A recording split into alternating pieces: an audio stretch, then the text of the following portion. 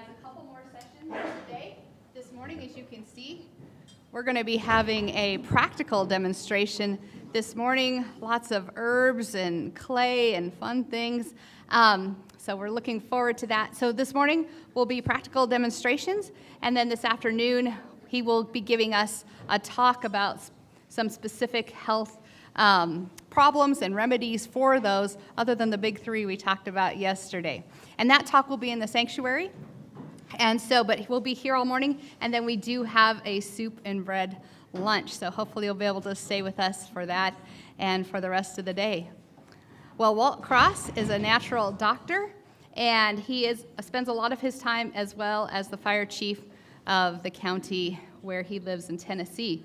So he has many years experience in health topics, and we look forward to what he's going to tell us today. And also, just so you know, once he leaves and is gone, we do have every month a meeting here at State Line Church on the third Monday night of the month. We get together in this room and we talk about health topics. So it's a good place to learn about hydrotherapy and cooking recipes and just different things that we can do to enhance our health. So you're all invited to that the third Monday night of every month. But without further ado, let's get started. All right, good, excellent. Can you get me, do you have 2 pails? 2 pails. Mm-hmm. Just empty, it's fine.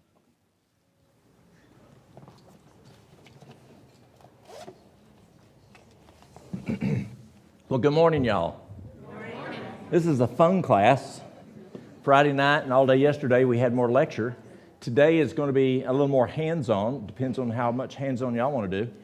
And then this afternoon is going to be, these are probably my favorite 2 classes, the 2 classes I'm doing today. The challenge with them is just so much to share.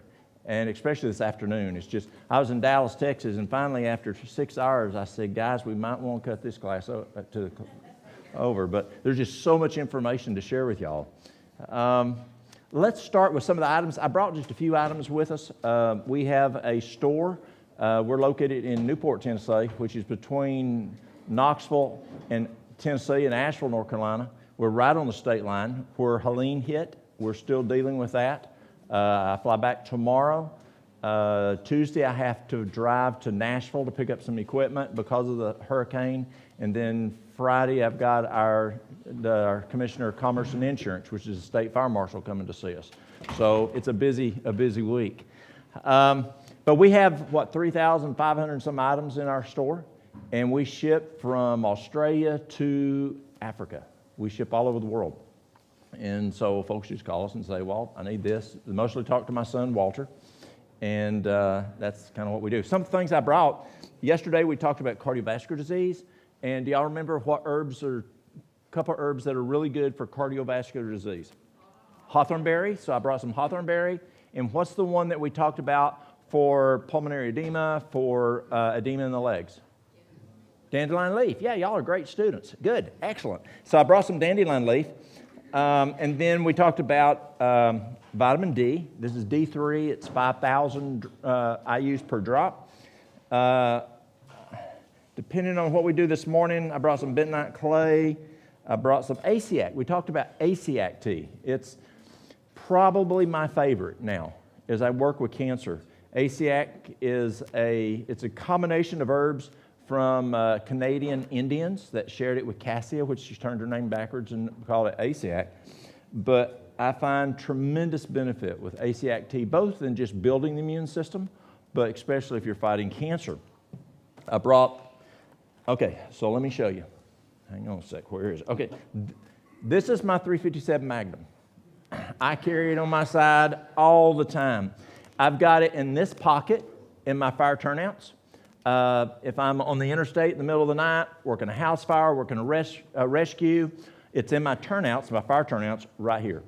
And the key in using natural remedies is catch the problem in the incipient stage. Y'all know what incipient is? That's when it just first starts. It's a fire word. If I went and took a match and I lit this right here, just as it started to burn, that is the incipient stage of the fire.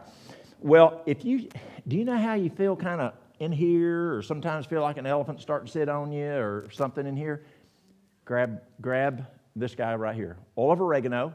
There's different kinds. This one is wild oregano, which if you take it long term, it's not going to mess with your gut biome. Regular oregano, oil of oregano, will. Now, you don't want to use just oregano oil. Oregano oil, which is an essential oil, will light you up. It'll burn your tongue, your esophagus, your stomach, and even if you put it in water, water and oil don't mix. And so you want to mix it with olive oil. And this is a 25%, usually folks do 25% oregano oil, 75% olive oil. Now, this is already mixed, so I can take it straight. Don't do what I do. You'll think I'm trying to kill you. I will take 10 drops under my tongue, hold it as long as I can, and swallow it.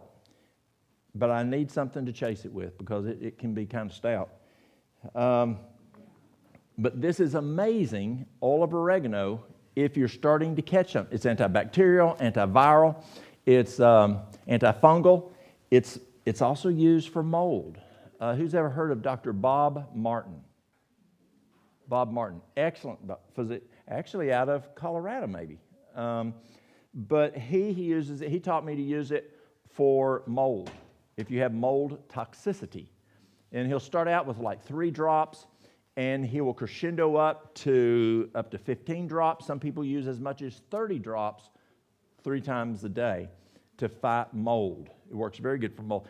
In the fire department, if I have some helmets that were back in a back room and we're in the south, we got a lot of humidity, and maybe the part of the helmet that's, the webbing starts to get a little moldy, all we do is we take just oregano oil, just straight oregano oil, and we'll put it in some water, or we'll just spritz it on that webbing, and oregano's gone, plumb. If you get some mold on the wall, again, we're in the south, we got mold, and so you just spray oregano on there, it's dead. Now, in chemistry class, I think it was chemistry.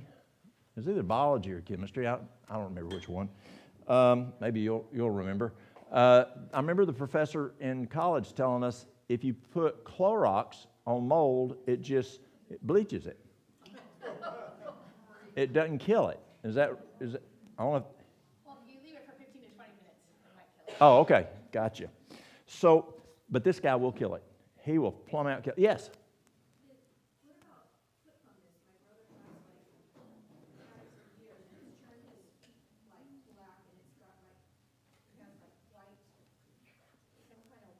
On the tissue itself or in the nail? On the tissue and the nail. On the tissue and the nail. Okay. So the nail can be a different issue. The nail, one of the biggest things on nail fungus is a deficiency in lactobacillus. It's one of the guys down in the gut biome. And so if you take a good probiotic, a good full spectrum, I've got some probiotics that are 100 billion, 100 strain. But a good lactobacillus is needed to kill that toenail fungus. And then I'll use oregano oil. I'll use tea tree oil. I'll use 1 in the morning, 1 at night. The problem with toenail fungus, it can take 6, sometimes 12 months, but you've got to be contiguous. Now, contiguous is y'all are contiguous sitting on this front row. You don't skip days, but that's the best way. I remember yesterday I said it's easier to get rid of diabetes type 2 than it is to get rid of toenail fungus, but you have to be contiguous. Those are the 2 big issues I found. Now on the foot, you can use vinegar. Some people use vinegar. Do y'all know what toe jam is? Yeah. Okay. Clean the foot good first, but then use this guy right here. And toe jam is gone. Athlete's foot is gone. It works, pardon? Oil of oregano. But don't use oregano oil. Use oil of oregano. Kind of weird, huh? Oregano oil is the essential oil. But oil of oregano is where you mix oil with the oregano. And it may be so sensitive that just this 3 to 1 is still too hot, and you need more olive oil. Yes, ma'am. And it's actually spread up just beneath his knee. Okay. And there's like a white film, because he also has edema. He's got a form of elephantitis.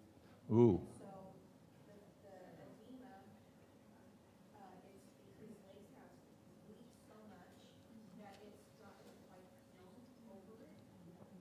And the stench is like that. The whole home is just like that. So I'll show you what I'd do on that one.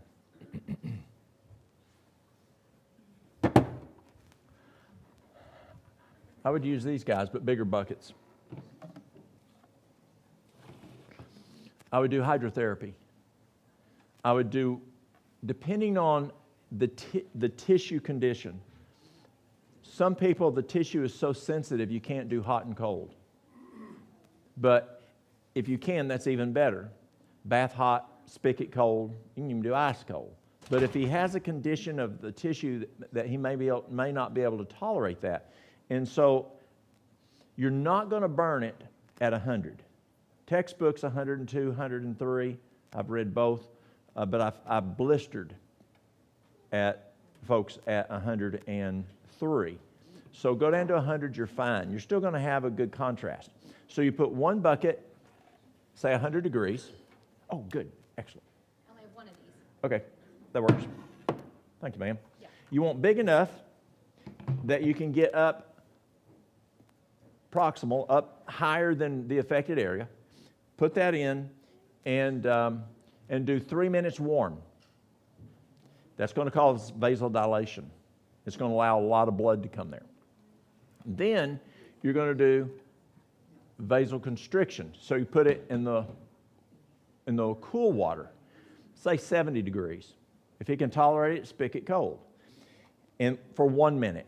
So you go 3 minutes, 1 minute. 3 minutes, 1 minute. 7. 7's a good number. And do that, say, twice a day.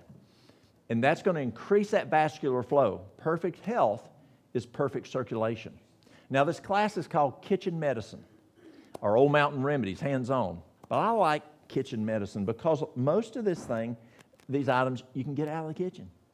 And you can turn your kitchen into the medicine cabinet instead of the bathroom with the pharmaceutical. But it works pretty cool. So I would do that first. And then I would use probably a charcoal poultice. And we're going to make a charcoal poultice today. And I'll show you how to make one.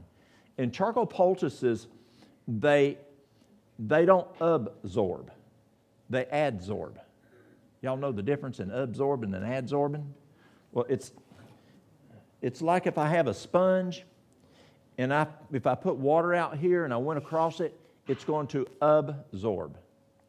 But if I have some flour out here, or flour, wheat flour, and you put that out there and you have a dry sponge, and you go across it, it's just going to stick to the surface. That's adsorb. And that's what charcoal does. Charcoal just sticks to the surface. This afternoon, we're going to look at what charcoal looks like, and it literally looks like volcanic rock. It has a lot of surface area. 1 teaspoon has the same surface area as a tennis court. So it's a lot of surface area.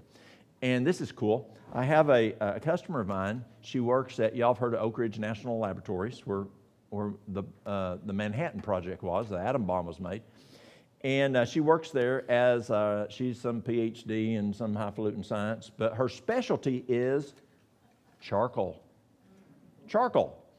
And so they use charcoal to pull out items from other items. Y'all probably do that. And she said you can wash it. Do y'all wash charcoal? They wash charcoal. And then there's different charcoal. Some charcoal is bigger and some's littler, and some will pull this out and some will pull that out. We don't have to worry about that. We can just use any charcoal for us. But that charcoal poultice will pull out toxins, pull out infections out of the body. And I would use a charcoal poultice, and you can leave it on overnight. Does he work? No, he's disabled. Okay. The doctors, because it's actually, he's got congenital heart failure also. Okay. He's just a mess. They just told him to make him comfortable until he goes. Well, that's not good. So you can do a charcoal poultice. You can do it didn't make it in, a castor oil pack. You know castor oil? And I'll talk about a castor oil pack. And you can do a castor oil pack. You can kind of go alternating. And that's what I would try. Also, nutrition is huge. If you could juicing. Watch that video, Fat, Sick, and Nearly Dead. They're Australians. They got a weird sense of humor. And where you do just 16 ounces of juice for breakfast, dinner, and supper. And that is an amazing detoxer, but copious amounts of nutrition. And a person like that, I would juice them for 60 days. So that's where hydrotherapy, something you can pull out of the kitchen, and you do hot and cold on some things, but like I'll share with you this afternoon on a wound that I did, you can't do that. Looks like a shark bit the bottom of his foot off. Yes, ma'am. Does Epsom salt play a role in any of this? Absolutely. That's what I put in this bucket if you have some Epsom salt. I'll put some Epsom salt in the hot water, and Epsom salt works best, I'm told, if it's warm water, not cold water. Okay. I don't know. The question is, what about baking soda? I haven't used baking soda for that. Yeah. Yes, ma'am. I had a question on your oregano. Just trying to understand. You said 25% of, is it oregano? Essential oil. Or the essential oil, and then 75% olive oil. Yes, ma'am. All right. So let's jump over here. And so this guy is my what? My 357 Magnum. That's exactly right. He's ready for me. I wear it in my backpack that I use for search and rescue, for my wildland firefighting. One morning, I woke up, must have been about 1:30 in the morning, and I felt it coming on. You know what I'm talking about. Well, I knew if I'd waited, you know how you know your body. You know your body better than anybody on this earth does.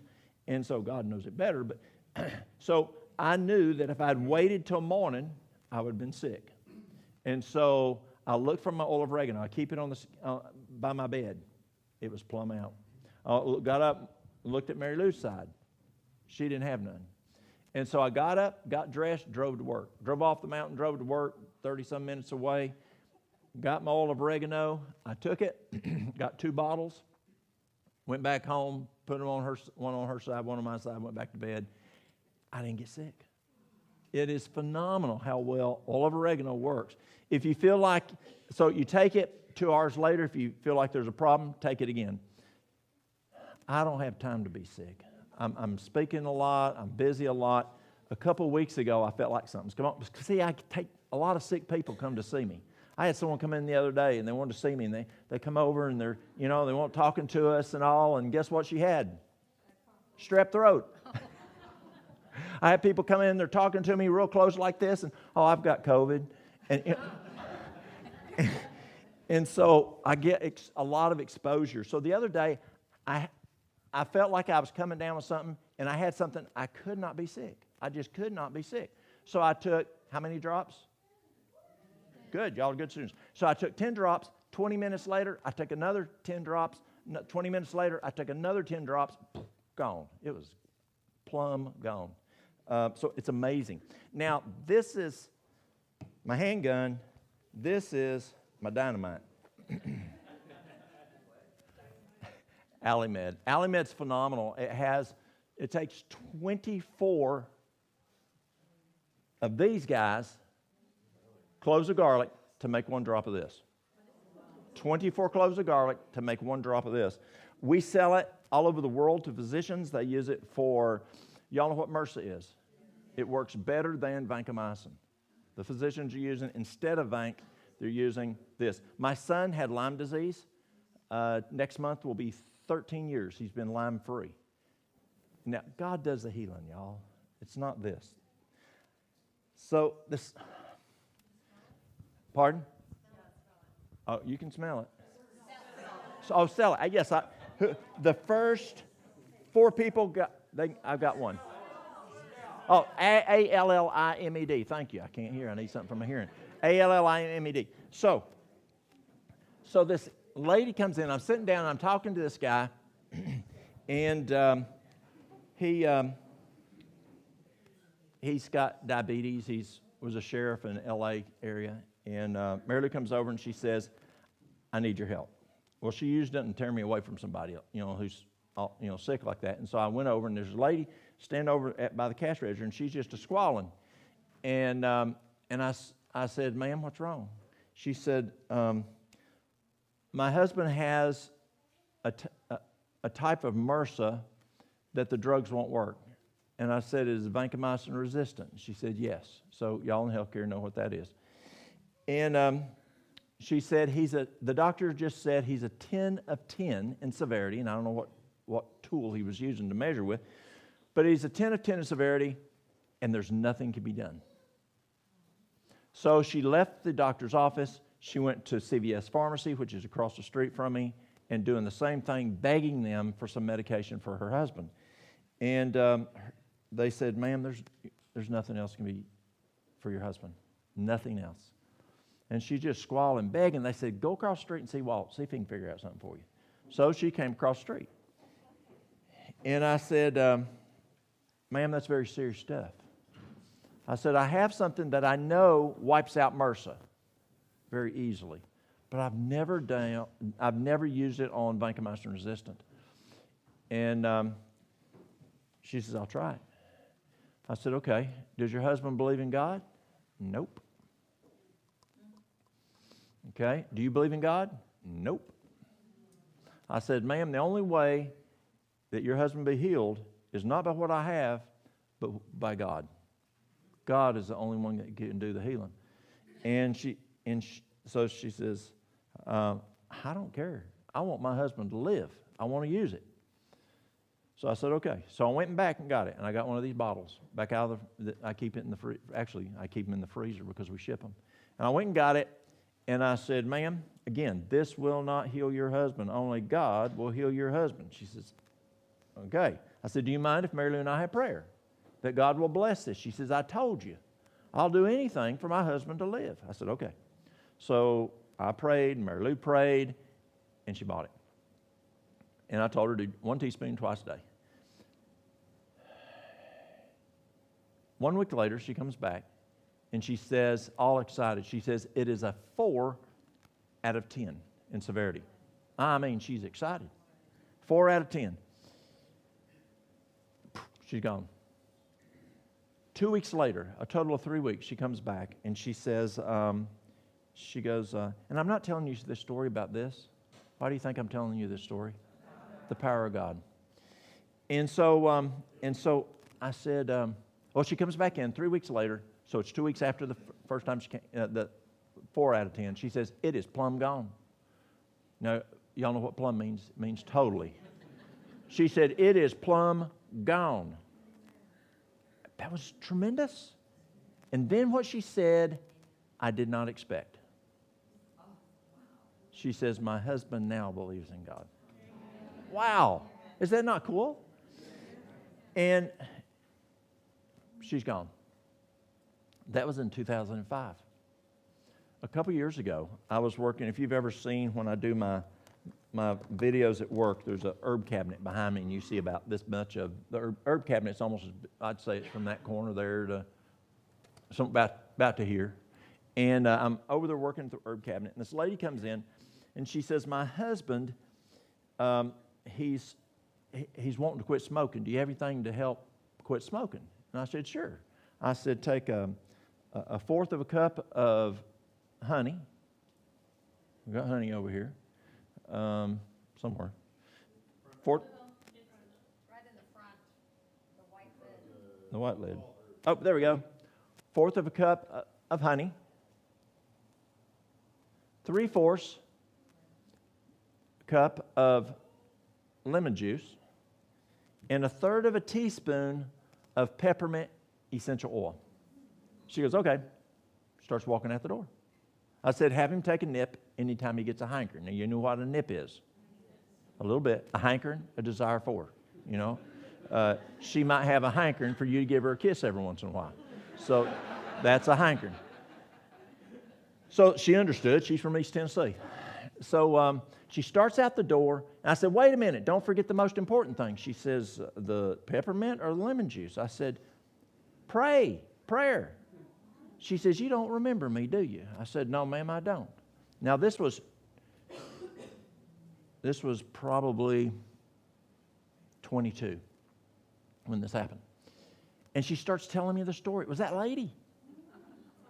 From 05 to 22. It'd been a while. And I said, ma'am, and I said, I got stuff to ask you. So I walked up, I said, same husband? She says, yes, he's still alive. I said, did he ever come back? No. I said, okay. Does he still believe in God? She goes, oh, yes, he does. And totally different than my husband now believes in God. No, now it was, oh, yes, he does. I could tell, huge difference. I said, ma'am, I need to ask you something. Do you believe in God? She goes, oh, yes. And she was literally standing right where she first came in that day. And she said, it all happened right here. And I said, so what are you doing for God? Where do you go to church? Where do you? Oh, she says, we're very involved in Lincoln Baptist Church and da-da-da. She said, I got to go. She's gone again. That is how God works, y'all.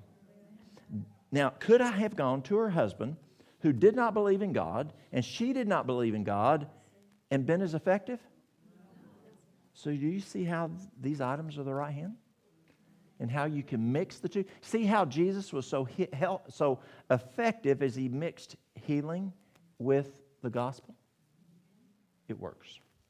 So, I need that recipe for the no smoking. absolutely. So I have to be honest with you. I call it Smoker's Blend. But I'm speaking at a conference next month in Phoenix. And I think I'm going to change it to something else because I use it for smoking, I use it for drinking, I use it for drug abuse. It works for all of them. I'm going to call it the addiction, blend. But so it's a fourth of a cup of honey, 3/4 of a cup of lemon juice, and 1/3 of a teaspoon of peppermint essential oil. Keep going. And so you mix it up, stir it up good. You don't have to put it in the refrigerator. It's because it's got the honey in there. And so I've had some people put it in a flask, and people wonder what they've been nipping on. But they'll put it in a flask and just take a nip on it. But I use it it works very well, and that's how I learned about it was for tobacco. But I also use it for people who want to stop drinking, or even people who are stopping using drugs, illicit drugs. And so I use other things, but it's one of the tools. We talked about melatonin. Yes? On this Smoker's Blend thing, does that have to be fresh squeezed lemon juice, or can it just come out of the real lemon? It can come out of the real lemon on the shelf. Okay. Yes, ma'am. Yesterday I talked about melatonin. And so this is a good company. It's the one that I'd mentioned one of the doctors had done over 4,000 published papers on it. And this is the brand he uses for that. And then female hormones. And we'll talk more about female hormones hopefully this afternoon. We'll have time to get to it. Just a statement, if you want to speak, wait for the mic. Curtis has a mic, and he'll bring you the mic, because otherwise nobody's going to hear you online. Okay? So female hormones are an issue. Male hormones are an issue. We're seeing more and more T dropping. And we'll talk about T later. But female hormones. Number one is nutrition, adequate nutrition. A female that does not consume adequate nutrition, it significantly affects her hormones. I had a girl come a number of years ago, young girl, she was like 22 years old. She and her husband had been married a couple years. They'd tried actually more than a couple years. They'd been trying for 2 years to get pregnant, and they'd been to 2 infertility clinics in Knoxville. She couldn't get pregnant. And someone said, go over to Walt and Mary Lou, maybe they can get you pregnant. So that's what she said. So we're just country folk. And so she came over and she juiced for 5 weeks. She was pregnant in 5 weeks, juicing. vegetable juice. Nutrition is critical for female hormone stabilization. It's also critical for male hormone stabilization also. Another thing that's very critical for female hormones is stress. The lack of, shall I say. Stress blows the adrenals. Blown adrenals affect hormones. Just one way to really get your hormones going crazy is stress. Stress just does a lot of stuff inside the body. I mean, from adrenaline to hormones to potassium. I mean, just all kinds of stuff happens. And so the lack of stress. And we've been talking about natural remedies this weekend. And those natural remedies, nutrition, which is the fuel.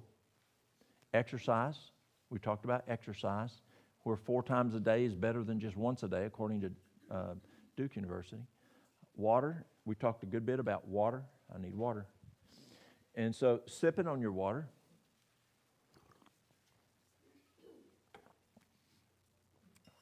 Sunshine. We talked about sunshine, the need for sunshine. And then there's one called making the right decision. Temperance. It is not just, I used to think I was totally temperate. I didn't drink, I didn't smoke, I didn't do drugs, I'm good. There's more things than that. Could there be music that may not be good for you? I mean, some of that music, well, sometimes, I mean, I don't listen to words, I just enjoy music. But then some of that crazy music, I don't listen to that, and I'll hear it, and I'll go, whoa, what did they just say? I mean, there's some bad stuff out there. Or what about, is there bad stuff on TV? Is there bad stuff on social media? Yeah. Did you see what Susie's husband got her? As you tell your husband, you know, did you see it? He got her a nice new dress. Did you see where Sally, they went for vacation? Why can't we take a vacation like that? You know, and they may not even gone there. And so social media is one of the major addictions out there today. It's huge. And it can cause some problems. What about gossiping? Should we abstain from gossiping? Yes. Could that be harmful? Yes. It can be. You walk up on a conversation, you got 2 choices. Try to change it, or say, I got something to do, guys. I'll see y'all later. Excuse me. Yeah, gossip, evil ting, much unhappiness it bring. If you can't say something nice. Yes, don't talk at all is my advice. Can you hear me okay? Okay, so what can I do? Because I don't want to be too loud for these people. Okay. So temperance, making the right decision, and what we eat, what we drink is very important. And then there's fresh air. Fresh air is really important. But it's not just having fresh air. It's also, how do you breathe? Do you breathe like a chihuahua? Or do you have diaphragmatic breathing? Diaphragmatic. Where's the lady that played the trumpet yesterday? Right here. Okay, there you are. Can you hit a high C without diaphragmatic breathing?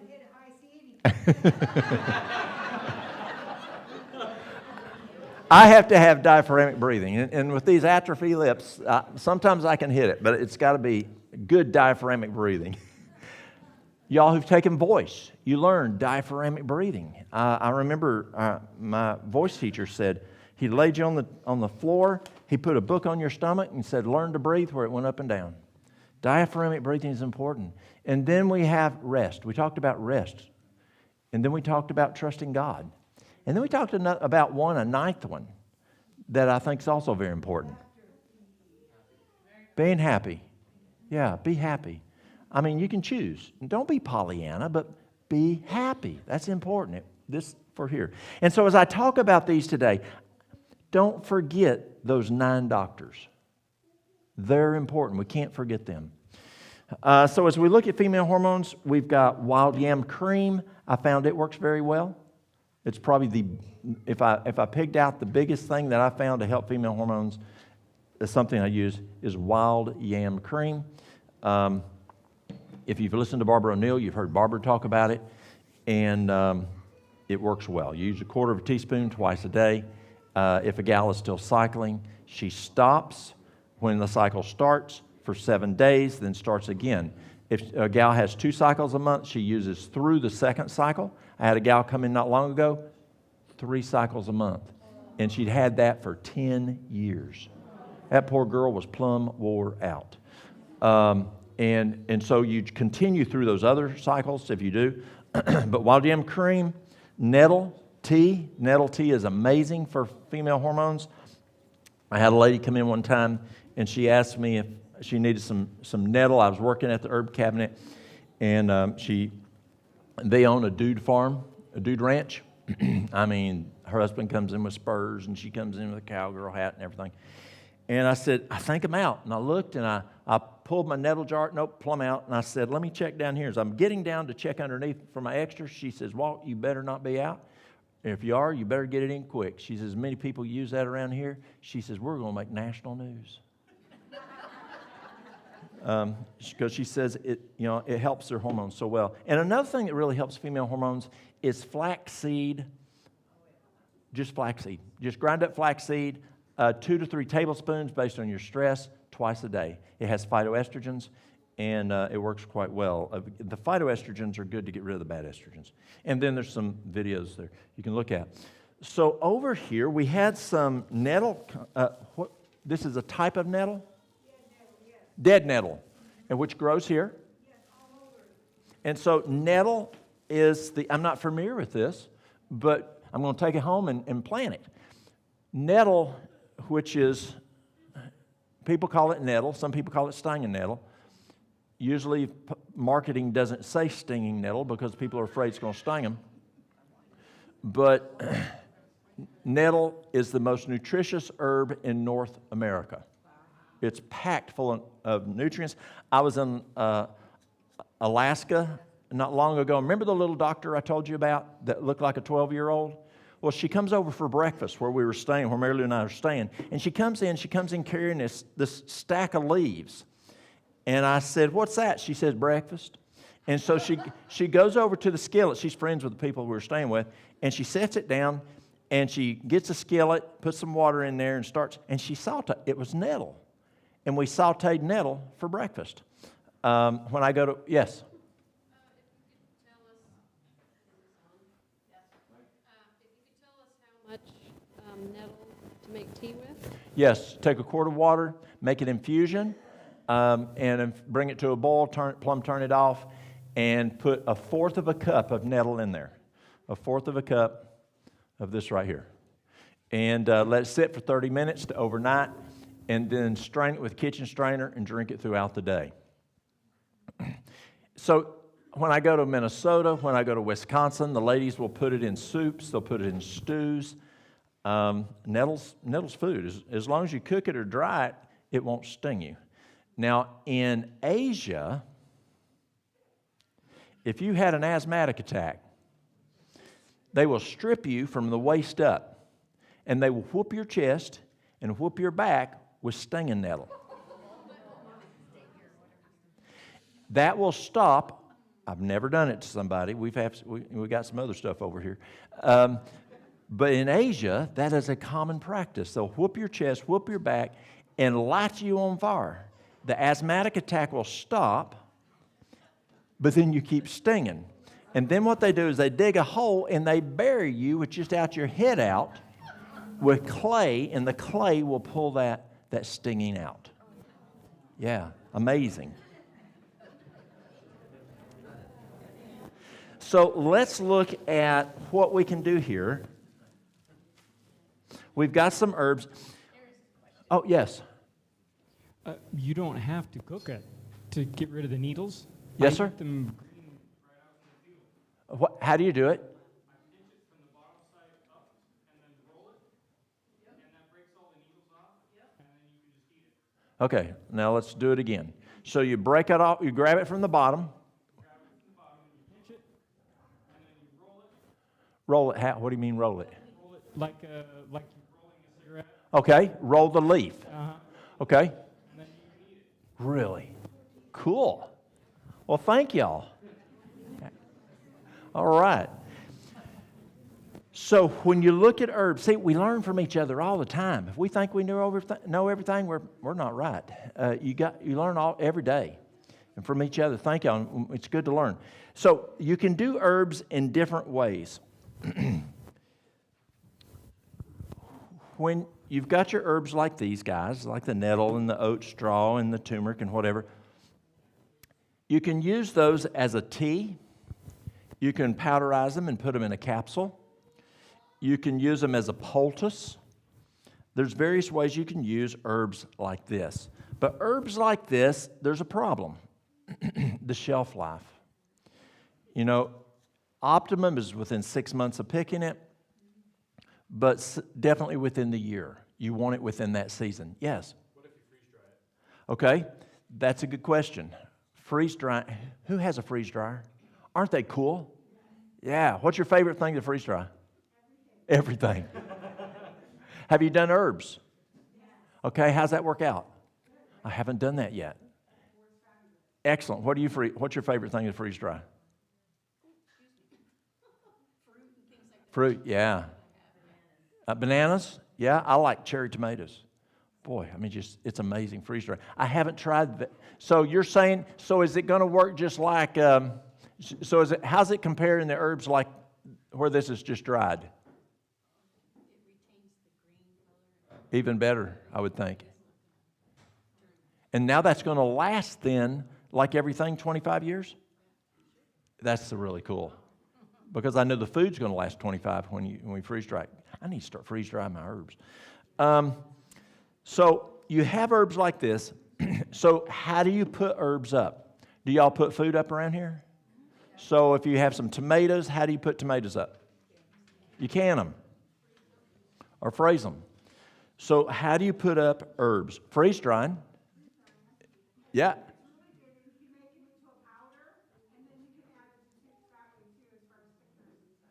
Yeah, I did that I do that. Yeah, I do that. Mary Lou, last week, she had 4 bags extra of kale that, you know, they were still good, but we weren't going to use them. So I freeze-dried them, put them in the Vitamix, and I have the powder. Now she takes the powder and she'll put it in a drink or whatever. Yeah, same thing. Excellent. So you can have the herbs like this, or you can do an extract. So here is elderberry turned into an extract. You can do extract 2 ways. You can use, extract uses vegetable glycerin. A tincture uses alcohol. I'd rather use the vegetable glycerin. And how you do it is, okay, we'll pretend this is a mason jar. And have y'all ever made mistakes and learned from your mistakes? I tend to do that. I'm not good at reading instructions. When I put models together, I'd put them together and realize I didn't put the motor in yet.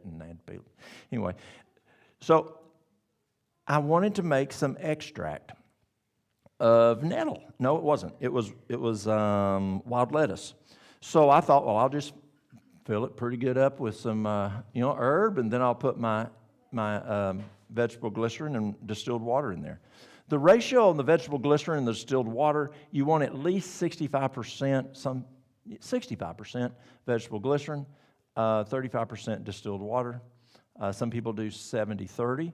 The stronger you get in the glycerin, the sweeter it is. Math is easier at 70-30. If you get too low on the vegetable glycerin side, you can have pathogen growth, and you're not wanting that. So you mix that up first. Mix it good because you're mixing oil and water. And you mix it up really good. And then you go and you pour it in here. And your goal is to have the liquid about an inch higher than where your herb is. But you also want to be an inch from the top. Well, that didn't work too good when I filled it up to here. And then I had to dig it all out, and I made 2 of them. So now what I do, I fill it about, depending on which plant material I'm using, a berry or an herb that really saturates. I usually start out somewhere around 50%, 45%, and then play with it. And just like, have you ever taken beans and soaked beans overnight? And then you got to put more water in it? That water disappears? Well, the glycerin mix will disappear, and it soaks it up. And you want to keep doing it until you saturate and you end up being 1 inch above the plant material with your liquid. but you want to still be an inch down from the top because you want to be able to shake it. So then once you do that, you then will just, shake it good and then stick it in the cupboard. And then that night, you will then pull it out, shake it again. I turn it upside down and I set it. The next morning, I shake it, I put it upside, I just keep turning it upside down morning, evening. 30 days, it's ready. But let's say if you want a turbo, let's say that you don't have time, your young'uns are sick, and you're worried and you need elderberry extract or whatever it is. You can do it in 3 days.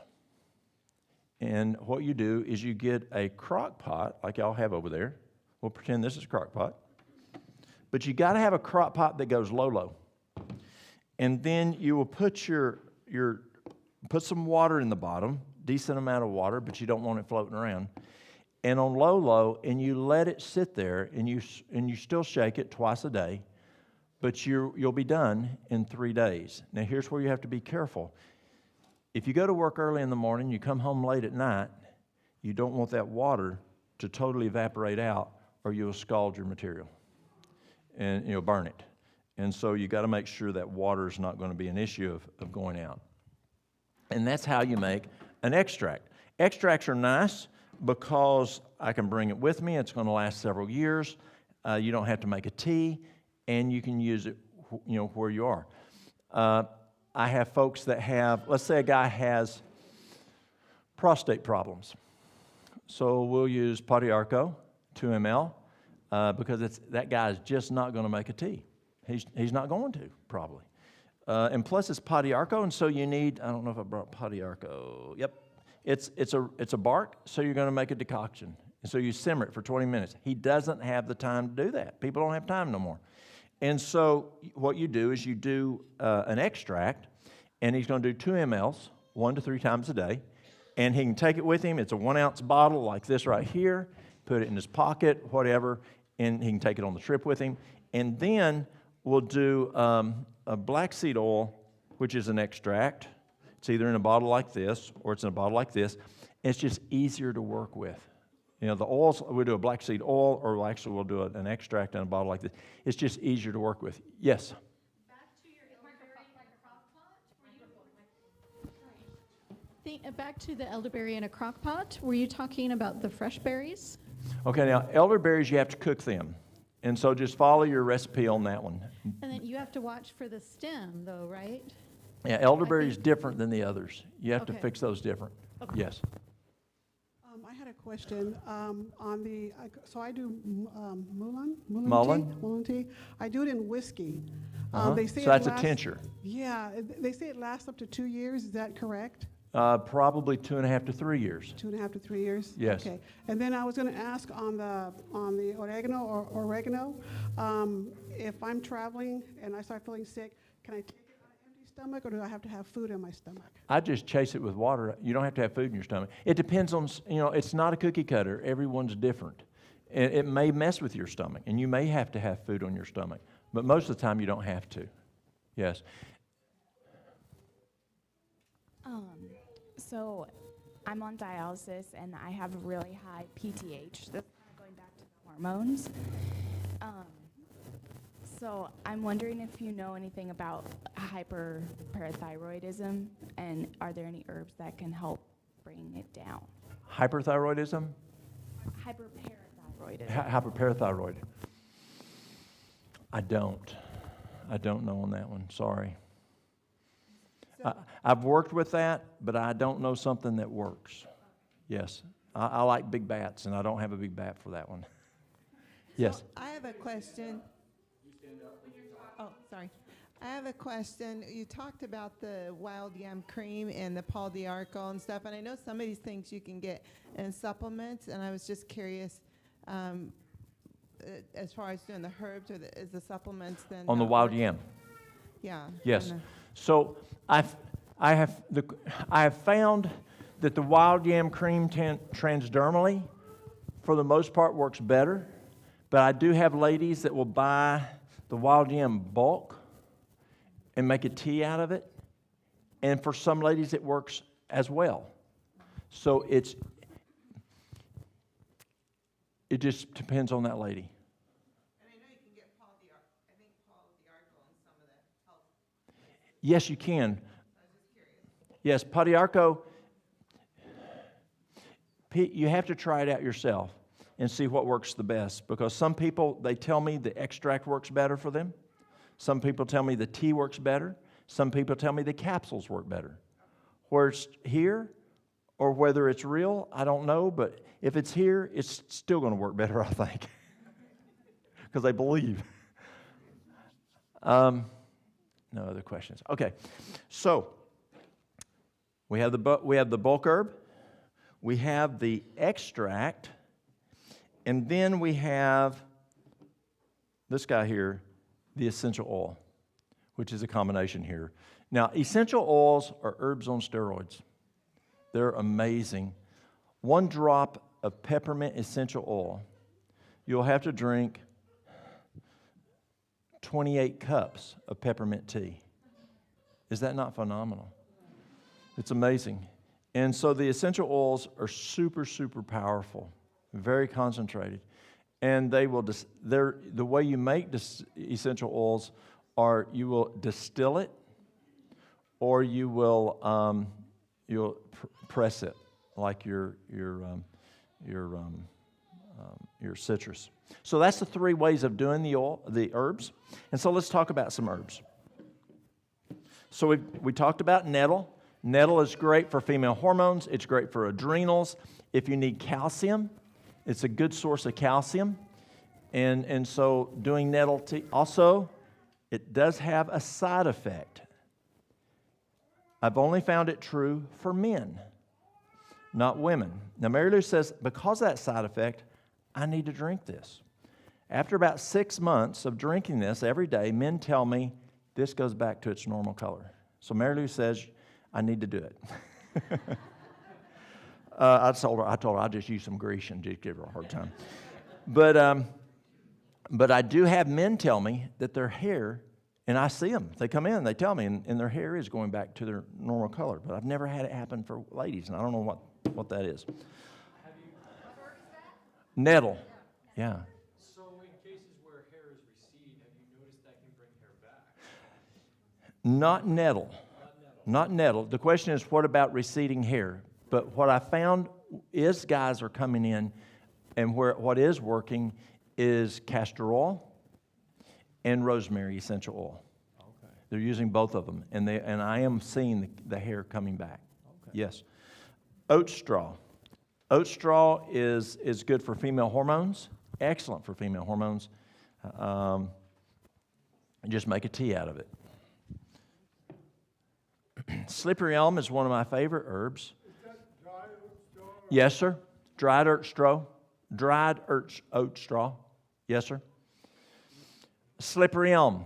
Anybody ever use slippery elm? What do you use it for? Sore throat. My favorite for sore throat. Yes. Anyone else? What do you use it for? Helps my digestion. It helps digestion. Yes. A cough? Okay. Anyone else? Yeah, slippery elm. Go back to elementary school. Go back to elementary. Is anybody an elementary school teacher? Go back to elementary school. And I remember one of my teachers talking about an American history of George Washington during the Revolutionary War, and this was in our history book. There was a snowstorm came in. They were on the Potomac area. They got socked in with snow. They had no food. No supplies could get to them. And this is what George Washington fed his soldiers for 2 weeks. The inner bark of an elm tree. The inner bark of an elm tree. I had a Cherokee Indian come by, and you can learn so much from Navajos and Cherokees and what tribes are around here. What? Okay, I've never heard of those. Okay, if you have a chance to sit down and talk to those guys, they have so much knowledge if they trust you, because herbs are. It's more of a spiritual thing, and they don't trust white men too much. But I had a Cherokee over at the office one day, and he said that years ago, when they would go from village to village and they did not have food with them, this is what they ate as they traveled from village to village. They just bark an elm tree, scrape the bark, and they would eat the bark. My favorite is, I do use it for coughs. It's my favorite for coughs. And I make, it's really good for digestive issues. I make a colon formula. Are you ready? 2 parts psyllium whole, 2 parts psyllium whole, not powder. Psyllium whole, psyllium whole looks like ground flaxseed, psyllium powder looks like powder. And 2 parts psyllium whole, 1 part slippery elm. Now the rest of them are all powders that I'm going to share. 1 part slippery elm powder, 1/2 a part marshmallow root, 1/2 a part marshmallow root, 1/4 of a part peppermint powder, 1/4 of a part peppermint powder, 1/4 of a part spearmint powder. Mix it all up until it's, you don't want to see this color in there. You want it to be green. And take 2 tablespoons 30 minutes before each meal. And that formula is amazing for digestive issues such as gastritis, ulcerative colitis, Crohn's, or just IBS. Which IBS is just a group. But it's excellent. You can add to that aloe vera, not at the same time, but they also want to take aloe vera, 2 ounces, 3 times a day between meals, and 1 cup of carob powder. I'm sorry, what did I say? One teaspoon. That's a big difference. 1 teaspoon carob powder. Make sure we made that clear. 1 teaspoon. Carob powder, 2 to 3 times a day, and you can take that with the aloe. But those are the herbs that I use for gastrointestinal issues. You can add also licorice root tea. Licorice root tea with that. And why tea, I don't know, but you can't do capsules. The tea works better when dealing with gastrointestinal. 2 ounces, 3 times a day. Anybody ever use this? Turmeric. It's amazing. It's amazing. It's a great anti-inflammatory. I was at a class with Dr. Agatha one time, and she was talking about it.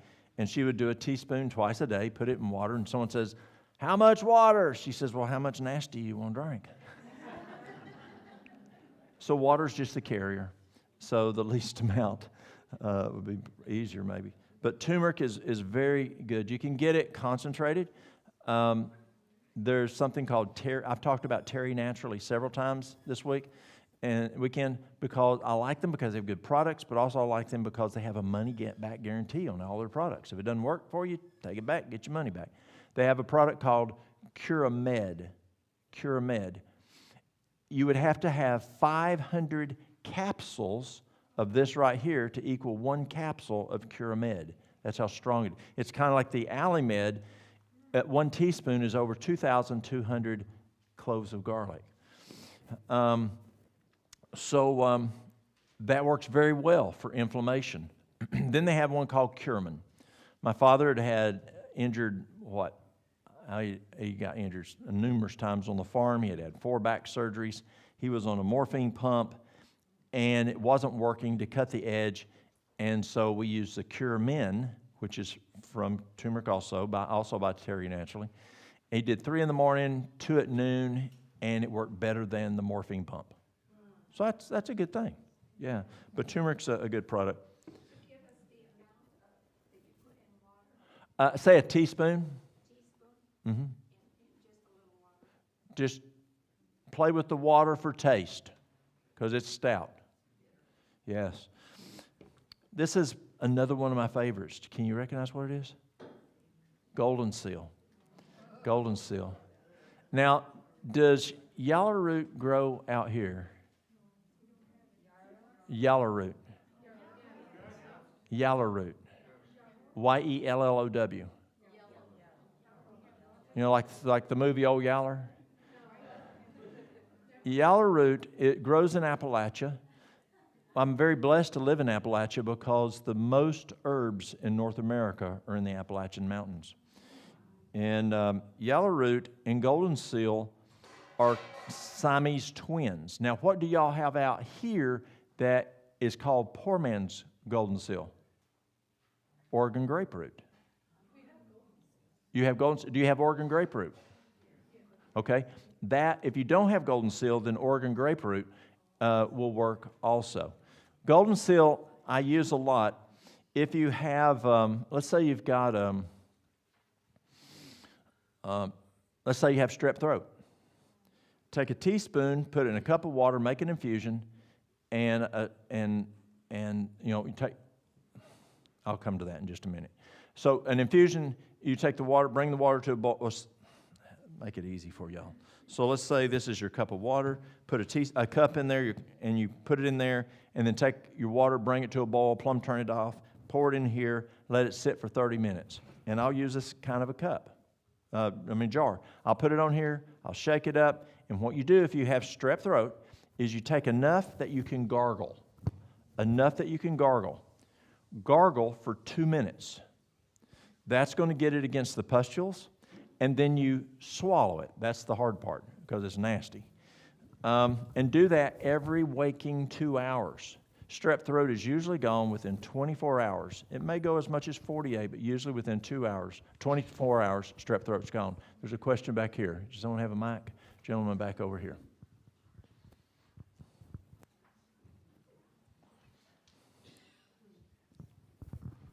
Will turmeric help with arthritis?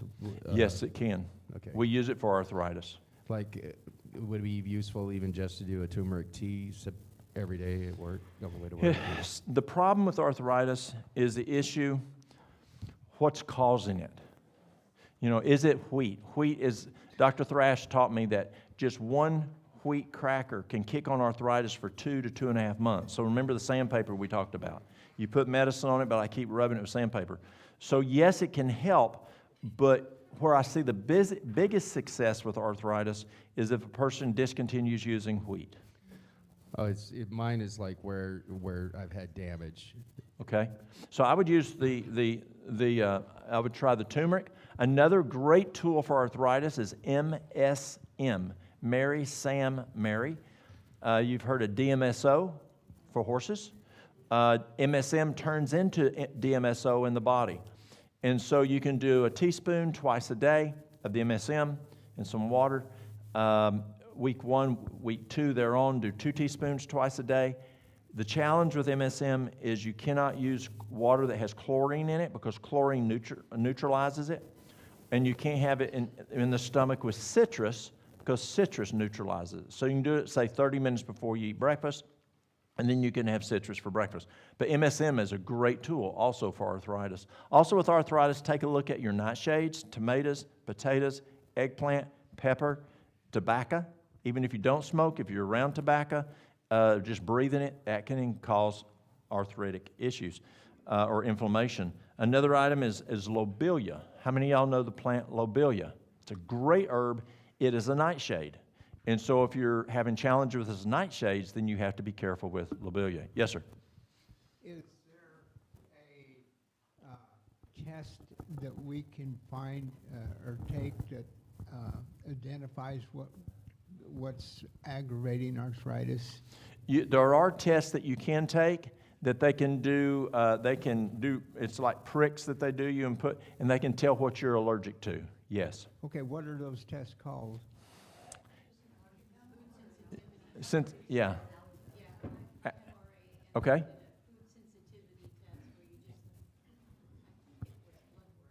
Yours was blood work.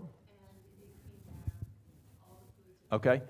Just ask your doctor for a food sensitivity test. Okay. All right. I hope I have luck with that. It's a lot easier. Yes. Is there enough? Ginger, yes, ginger's good. You can put oil on your hands and put plastic gloves over them, and they'll take care of the knuckles. Yes, that would work. Yes, absolutely. Okay, So we've got golden seal. We talked about strep throat. How about pink eye or an eye infection? You take the golden seal. You have a teaspoon? You take a teaspoon and you'll fill it about 70% full of olive oil. And then you'll put enough golden seal, about the equal to a half a capsule, but enough that it's liquid enough still, but because you want it to drip, but you don't want it. Let me go back. I'm telling you a different one here. We'll jump over a minute. Thank you. So this is for an earache. I'll come back to the eye. For an earache, you take your teaspoon, you put your olive oil, about 70% full, then you put your golden seal in there, thick enough, but yet not too thick that it doesn't drip. For an infant, you're going to put 2 drops in the ear, rub it like you would down a dog's ear, or for an adult or a larger child, you'll put 3 drops. And you do that every waking 2 hours. Is that just the olive oil? So it's olive oil and golden seal. Yes. And then, you know those hot packs that men use for hunting? And you pop it, put one of those or some heat on the ear, and you take that off every 2 hours, put the golden seal, rub it down in there, and usually you'll see an ear infection gone within 24 hours. Actually, I've seen an ear infection gone, the pain of the ear infection gone within 4 hours. It's amazing. Eye infections. How do we do eye infections? So an eye infection, my favorite, and we'll talk about these in a little bit, but I'm talking how to do it. I'll take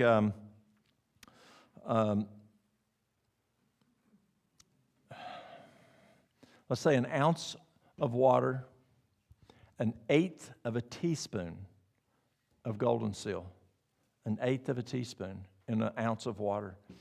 And I'll make a little tea, and then you get a coffee filter. It's the only thing a coffee filter is good for. It's really good for straining out what I want to put in the eye. And you put it, because it has good integrity and it doesn't wick a lot. So I pour in my tea, and I scrape off the golden seal, and you can put it in water and drink it. But the tea part, you put, say, 2 drops in the eye, and do that, at least every hour.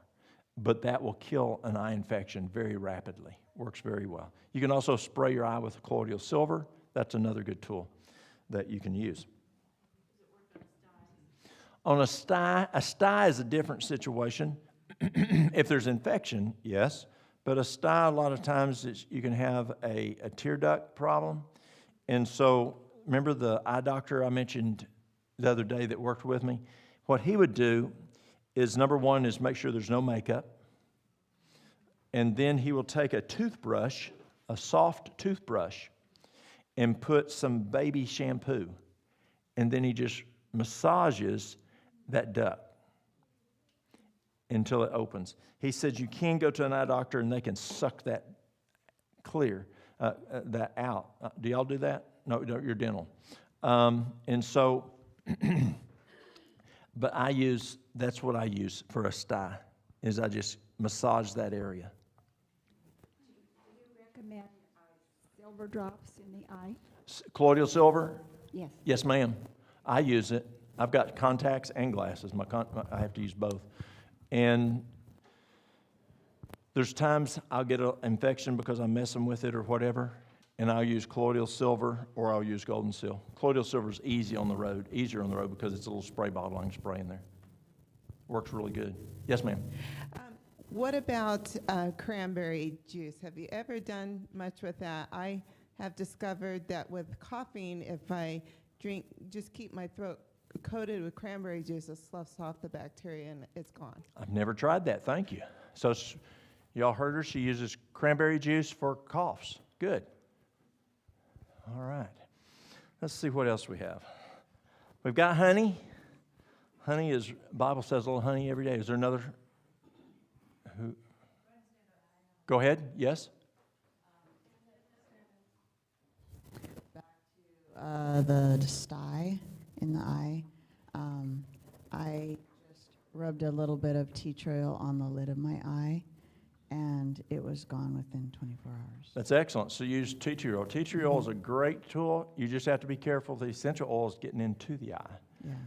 But good, excellent. Tea tree oil. Thank you. I also use it for strep throat too. Yeah, tea tree's phenomenal. Any tissue issue, it works very well. Thank you. She also uses it for strep throat. And how much do you use when you take it for strep throat? I just rub it on the throat. Outside, transdermally. Yes. Excellent. And on the sinuses.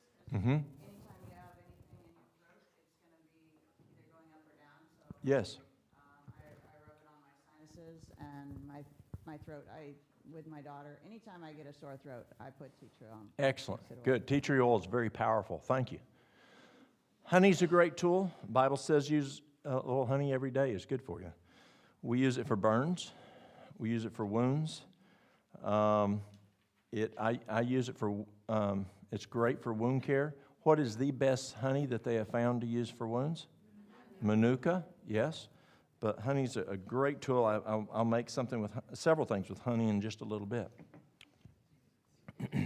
Red raspberry. Red raspberry is good for female hormones. It can help with bleeding.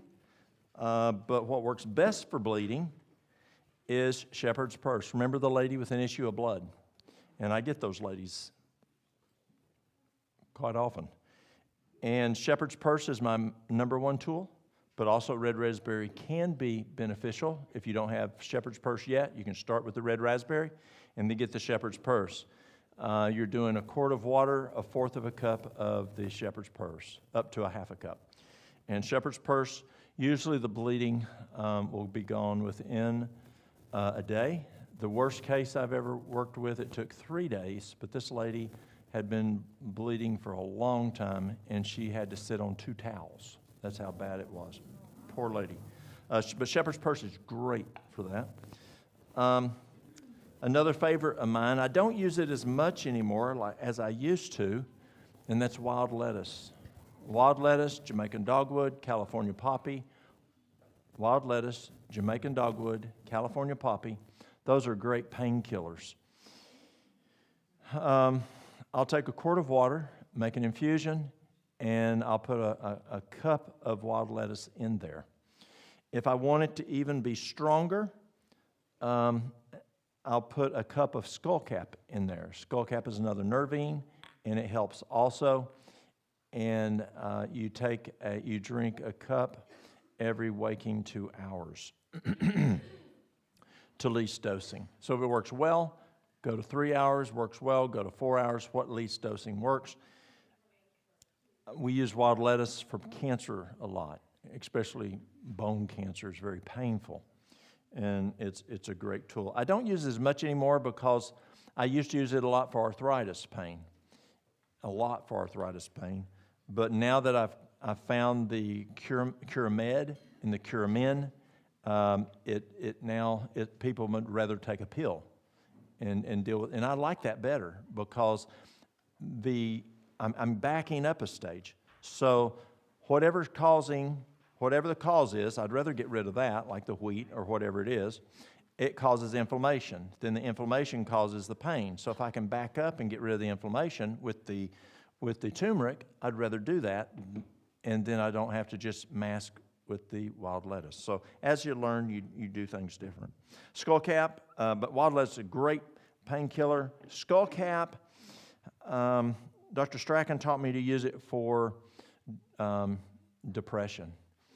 And again, 1 cup per quart. Yes? Mm-hmm. Okay, so 1 cup per quart, and strain it, drink it that day. And Strachan said if you can make it as thick as mud and they'll drink it, make it as thick as you can get them to drink it. And I found that skullcap is very beneficial for depression. Also, I use it for sleep. Yes, ma'am. Is it true that if you are an individual who takes a lot of medications from the doctor, prescription medications, pharmaceuticals, that some of these herbs won't have the same effect to the body? Is that just a myth, or is that? I don't know of that. I do know that there can be contraindications where there can be clashing, but I don't know where the pharmaceutical will cause the herb to be less effective. It may, I'm just not aware of it. Now, if you're wanting a good resource, if you want a good herbal resource, those of y'all who work in healthcare know what the PDR is, Physician's Desk Reference. That same company makes a PDR for herbal medicine. It's an excellent book. It will go into the indications, contraindications, the dosing, shows pictures, just like your PDR shows you pictures of the medication. It's a great resource book. If there's any problems with any medications, it will have that in there. But the question you have, I haven't seen that yet. So it may be, and I just haven't found it yet. Yes, sir. Do you have a recommendation for ADHD, ADD, mental focus issues? Yes. Number one is diet. And you want to stay away from, the things that can be causative there, such as the sugars, such as the dyes. The whole foods are much better. And then from using the B complex is amazing. When I was a kid, and we went from a little schoolhouse to a school that we had multiple rooms for the same grade. And it was back in the days that we didn't have air conditioning, the windows were open in the fall, and I'd much rather just look out the window and look at the squirrels and whatever, and I had no interest in school. I was just an old farm boy. And the teachers told my parents, you got to do something with this boy. His attention's an issue. I just had no interest, and I'd rather do something else. And I was 10 years old, so they took me to a pediatrician, and he put me on B complex. It was huge. It really helped a lot. B complex is good. Lithium orotate, another great friend of mine. It helps me a lot. I have Tourette's. Y'all wouldn't know that, would you? I manage it. There's times you don't want to see me. There's sometimes it's terrible. I mean, this hand's uncontrollable. I babble. If I don't get my sleep, if I don't use B complex, lithium orotate, magnesium, those guys, but I'm able to manage that Tourette's by just lifestyle and some issues like that. And so lithium orotate is huge for my brain, just to keep my brain calm, because Tourette's is an issue. I had a motorcycle wreck. Someone ran over me from a stop sign when I was a kid. They ran a stop sign. And so B complex can help you. Lithium orotate can help you. Magnesium can help you. Those are some issues that can be very beneficial also. Also, getting your rest is very important for ADD, ADHD. Exercise is very important, because as that cortisol goes up, it helps to bring that cortisol back down.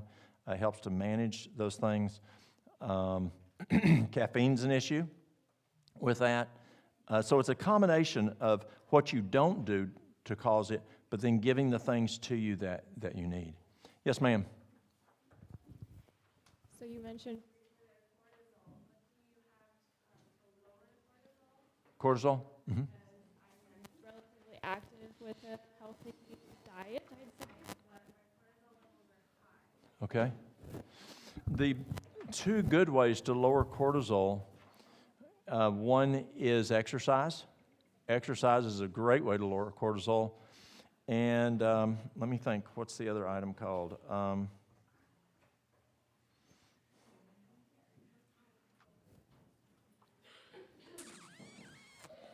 I'll think of it in a few minutes. It's a machine that you use. Use it for teeth.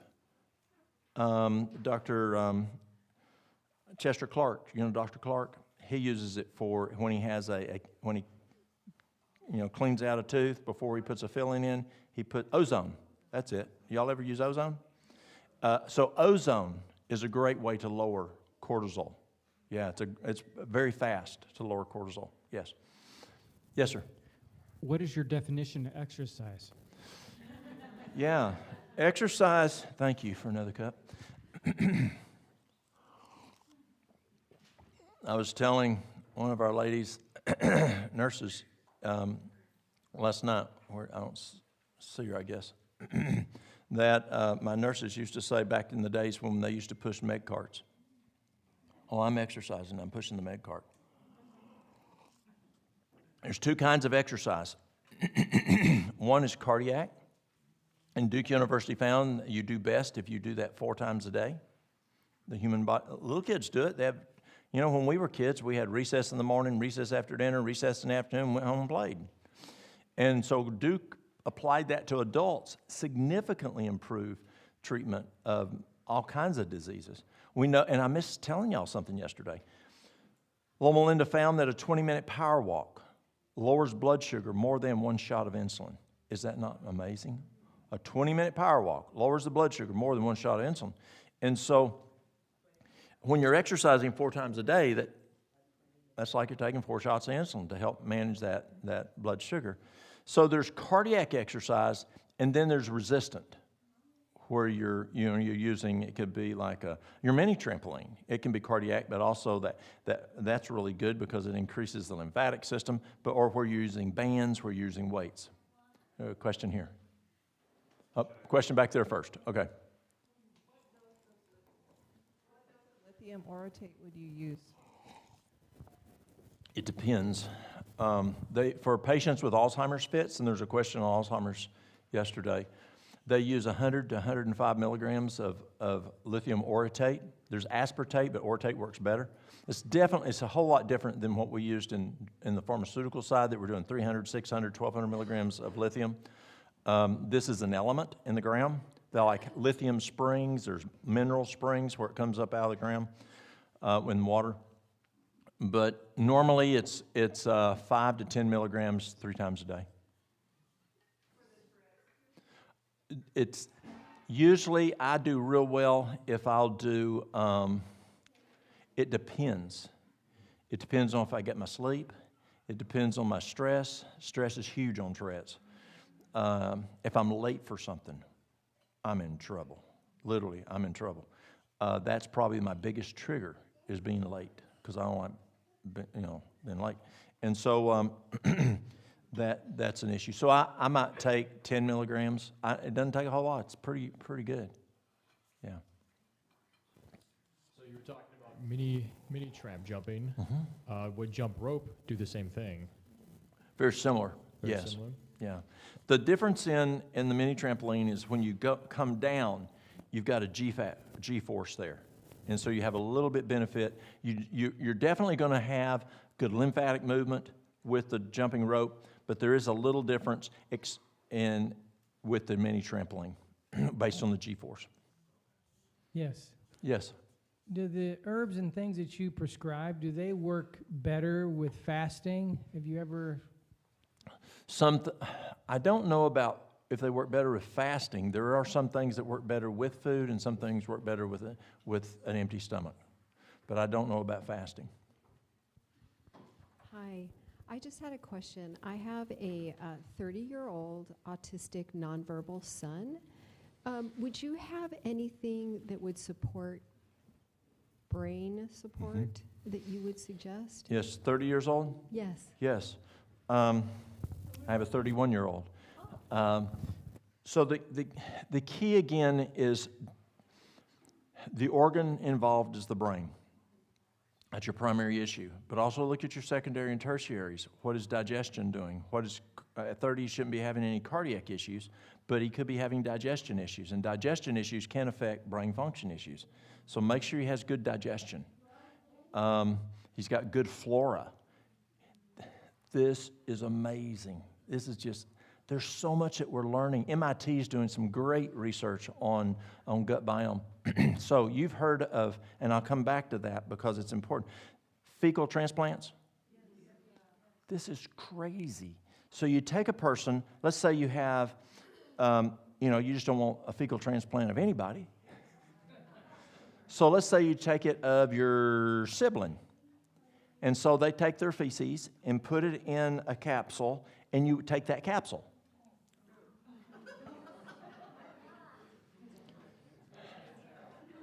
Now, I'm not supporting this, y'all. I'm just giving you some information. Well, what's in that feces can help correct your gut biome. But let's say your sibling has depression. They found where that person now who took it now gets depression. Is that not crazy? And then when they stop taking the fecal transplant, the depression goes away. So be careful who you get your fecal transplant from. So I'm saying this, gut biome is huge. And we're going to, the knowledge in gut biome is just exploding. Make sure that a probiotic would be good, where he can, take a good quality probiotic. Make sure his gut's in good shape. Make sure he's getting the sleep, the nutrition, no sugar, no red dyes, no caffeine, no alcohol, no illicit drugs, things that can cause harm. But then you give the brain what it needs. Those laws of health that we talked about earlier are very important for brain function. Making sure the gut has what it needs. And then going back to that B complex I found is good for that, the lithium orotate and the magnesium to bowel tolerance. Those three are very good. And then there's something that Buried Treasure makes. Now, Buried Treasure, Lifeline Foods, it's called both, Buried Treasure or Lifeline Foods. It's the #1 liquid mineral company in America. It's actually based in Pikeville, Tennessee, just south of Crossville. And Buried Treasure has something called, and it would be good for the gentleman who had the question earlier, for adult ADHD, but it's not just ADHD, it can help just brain function, and it's called added attention. And then also they make a product called Neuronectar, and that's also a brain formula of herbs that helps with brain function. Okay, make sure he's got a good vitamin D. He needs a vitamin D up in the 80 to 100. Make sure he's got a good B12, a B12 up in that 1,000 to 1,200. Make sure those numbers are also really good. Yes, ma'am. Lowering high blood pressure. Lowering high blood pressure. So you got to look at the cause. There are several major causes, and we talked about those yesterday. And so is it stress? So you got to remove these causes: stress, dehydration, ideal body weight, getting sleep, at least 7 hours of sleep every night. Just more than 2 days a week getting less than 7 hours of sleep can cause hypertension, according to the American Heart Association. Making sure that kidney function is good, not having a high sodium diet. And let me talk about that right now, because I had on. This is Himalayan salt. There's Celtic salt. Who will kill you is the girl with the umbrella. Morton salt. Don't use that salt. That is a salt that can really cause issues with hypertension and other issues. But this is not as much of an issue, and Celtic is not as much an issue. It's still salt. There's still salt. You still got to be careful. But the really bad one is that Morton salt. That can cause issues with conductivity, clogged arteries, hardening of the arteries, heart issues. Probably the best thing I found, if you're looking for a pill, is this guy right here, hawthorn berry. Hawthorn berry, it works like 3 different types of blood pressure medication. And again, I don't recommend this first. I try to get to those causes that we just talked about. Let's get rid of the root cause. But if you're looking for a pill, hawthorn berry is the best thing I found. You can do 2 to 3. Remember, hawthorn berry has a half-life of 4 hours, so it needs to be taken 4 times a day. With the hydration thing, for someone that's on dialysis, Yeah. So the question is, for a person who is on dialysis, you're restricted to 1,000, 1,200 cc's? I don't know, like about 36 ounces of fluid a day? Yes, exactly. So what's the best way to actually get your body to absorb that rather than the salt holding it? So one of the best things is how you drink the water. Boy, that just fills right up. That's pretty cool. So if I take this glass, let's say this is 8 ounces, and I just wolf it down, there's something called free flow. I'm going to absorb 2 to 3 ounces. 5 to 6 ounces, I'm just going to urinate off. So what you want to do about 3 to 4 times a day, based on body weight,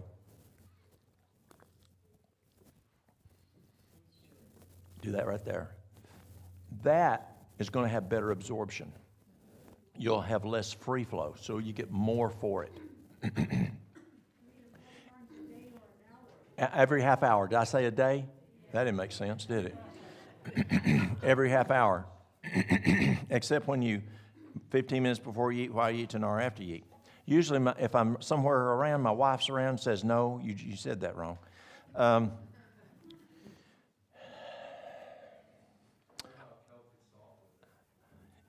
You could put some in there. There is physiology. You're locked into a quart of water a day.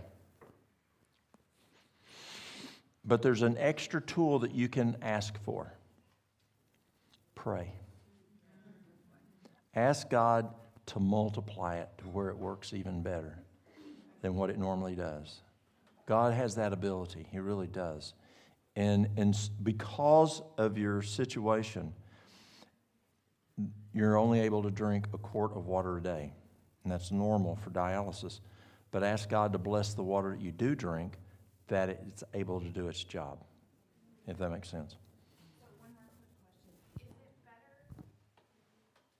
Is it better to hydrate more, or like take more water in and have to have more fluid removed at dialysis, or limit the fluid in so that you don't have to have as much removed?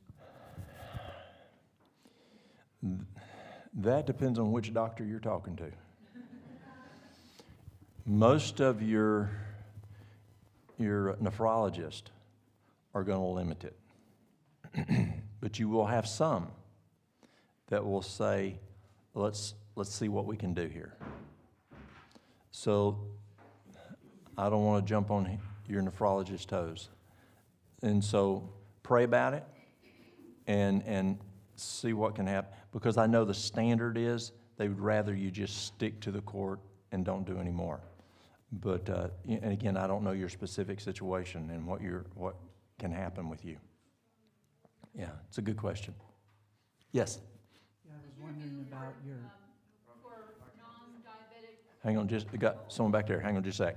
I was wondering about the hypothalamus and what kind of herbs would best nutrient or give it some good support and stuff there. Yeah, someone asked that question, I believe, yesterday. I haven't found something really good yet for hypothalamus, and so I don't have a good answer for that one. The best thing I know of is just a good nutrition, but I haven't found a big bat for that. Like tinnitus. I haven't found a big bat for tinnitus yet. The best research, as I mentioned yesterday, was kudzu IV is the best research I've read on it, but where do you get kudzu IV? So there's some things that I just haven't found a natural thing for yet. Yes, ma'am. And could you review for non-diabetic neuropathy what you would recommend? And do you recommend vitamin B12? So for non-diabetic neuropathy, I would use, we talked about using the hydrotherapy, but be careful on the temperature. There's a product that we talked about yesterday, Terry Naturally has, that's called Healthy Feet and Nerves. It's the best thing I have found for neuropathy, peripheral neuropathy. 2 caps twice a day is what they recommend. If it doesn't work, you can get your money back. They're guaranteed. But that's the best I have found. And your B vitamins are important there, definitely. Like how many capsules of a B12 and how many would you take? That depends on what your B12 level is. That is the standard out there, but yet we're starting to see some change in that answer. That's the standard is see what your lab work is and take up to that lab work. But we're now seeing one is, and this is coming out of California and Europe, is that maybe that lab work, that blood level is not accurate, that we need to go to a cellular level, and we're seeing people say take as much as it makes you feel good, or if you wanted to go by a lab value, go to a cellular level of B12. So first thing to take a look at is what's your blood level, to at least see where you are. Are you low or high? I saw a blood level yesterday that was less than 175. That's a low B12. And so that's the first place I'd start, is looking at where that lab is. But again, we're constantly learning. And then as we learn, we debate. We see one PhD, another PhD, one MD, one another, and they're just debating whether it's pharmaceutical. Y'all work in healthcare. You know how they do that in the pharmaceutical side. Well, it's also on this side too. So like one tablet is what's a standard tablet? So good question. I would not take a B12 tablet. B12 tablets do not, the question is, on B12, can you use a tablet? B12 tablets you don't want to use because the absorption doesn't absorb well. You're better to use a liquid sublingual or a sublingual tablet. Yes, capsule. Yes, ma'am. Just a comment is that I know somebody else that was teaching herbs and things, and they have a combination of herbs that actually make the kidneys start functioning properly again. So I don't know if maybe that would help our system here. You know, to go back, I would love to sit down and where are you? Here, I'd love to sit down and work with you. I had a gal come in, 33 years of age. How old are you? 25. She went on dialysis at 15, I think. Potassium was out the roof, phosphorus was crazy, creatinine was 11, and in 30 days we were at phosphorus, potassium was normal, creatinine went from 11 to 6. And yes, there are herbs. We use the Duke diet, and then we use corn silk, we use dandelion root, we use CoQ10, we use activated charcoal. My great-grandfather, which kind of inspired me into this, and then I left it when I went into regular health care, but that foundation of being around him, in 1958, he went off the mountain and went down to Chattanooga. He was a veterinarian, and he diagnosed himself with renal failure. Went to a physician in Chattanooga, and the physician said, Doc Smith, he says, you're in renal failure. They didn't have dialysis back then. He was 72 years old. And they said, Doc Smith, you're going to die. There's nothing we can do for you. Your kidneys are shot. Granddad went back up on the mountain. He was a farmer. Before he was a veterinarian, he was a nurse. He worked for Kellogg, actually. He worked for John Henry Kellogg in Battle Creek. And Granddad started drinking corn silk tea. His renal failure went away, and Granddad died at 105 years old. And I was, yeah. I mean, I was not even born in 1958, and I was 30-some years old when he died. And so I was 31 or 32. So there is things that you can do naturally that could possibly improve what you're dealing with. What if my kidneys are basically 98% scar tissue? So it's not just like they're blocked. Yes. They're actually just like. I can't answer if it would make a difference or not. It'd be worth trying. It wouldn't hurt you. Okay. Yes. Real quick. On the microphone, if you hold it here and not here, and you put it next to your mouth.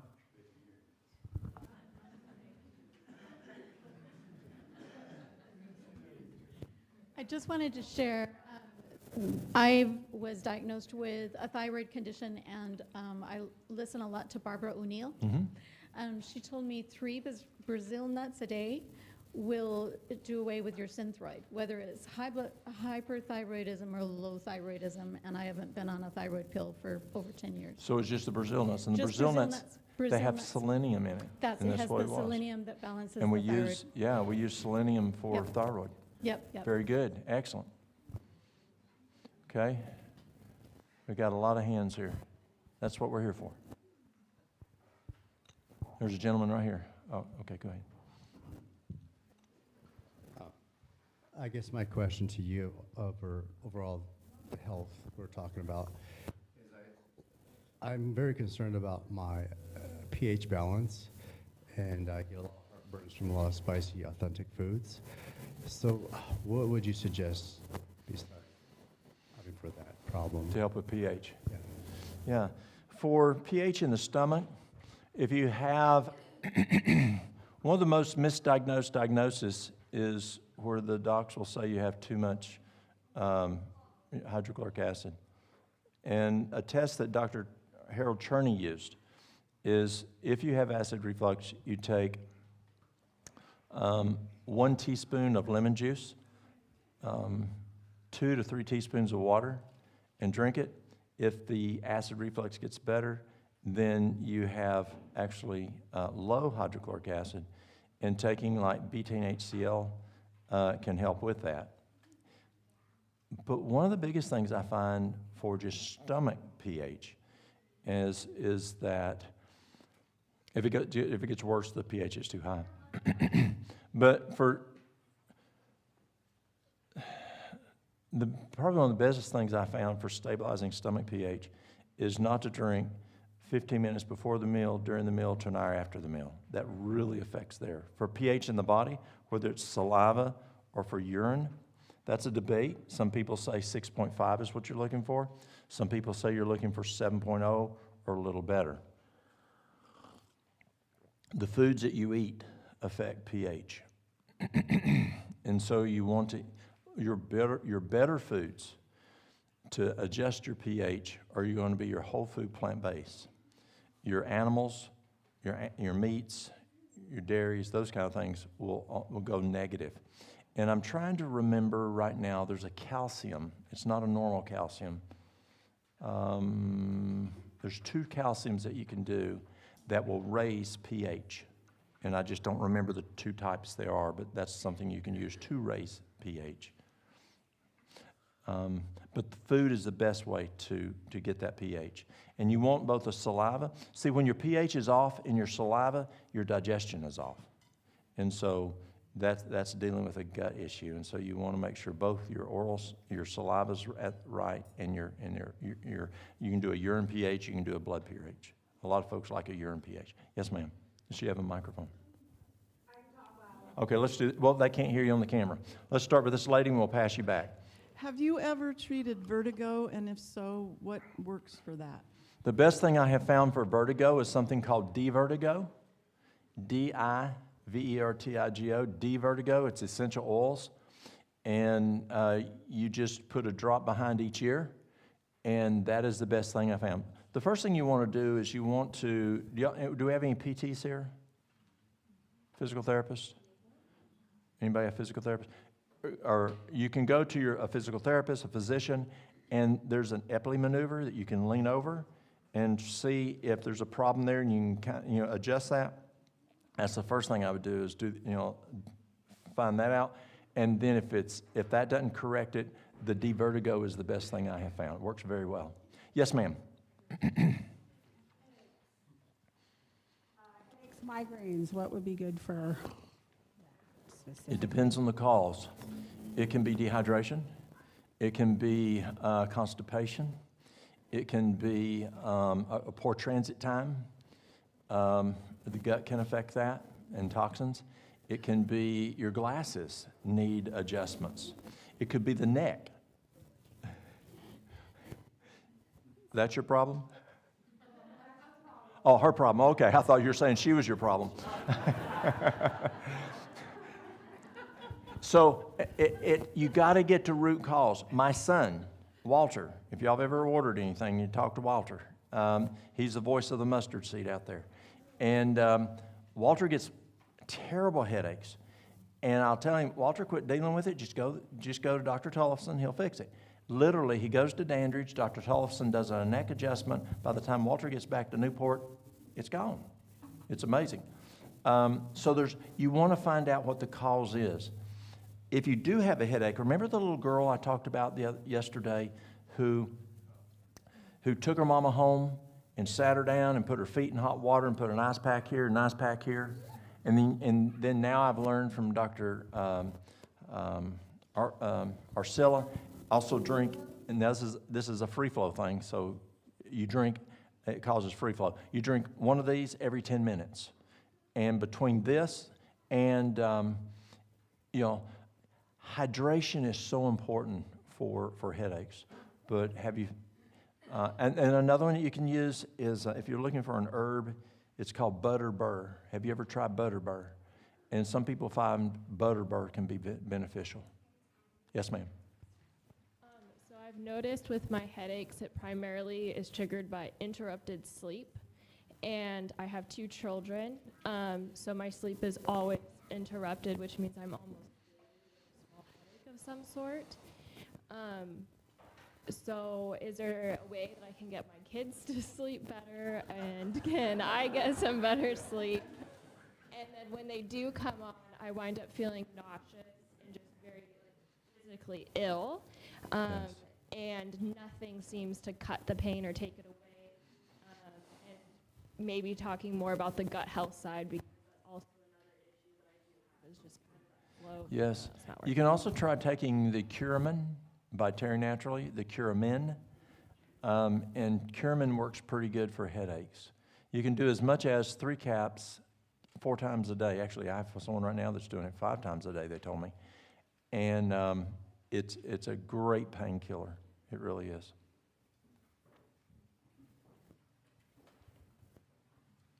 You mentioned about a good quality probiotic. What do you consider a high quality probiotic, and also what strains, because there are different strains, and what company would you buy from?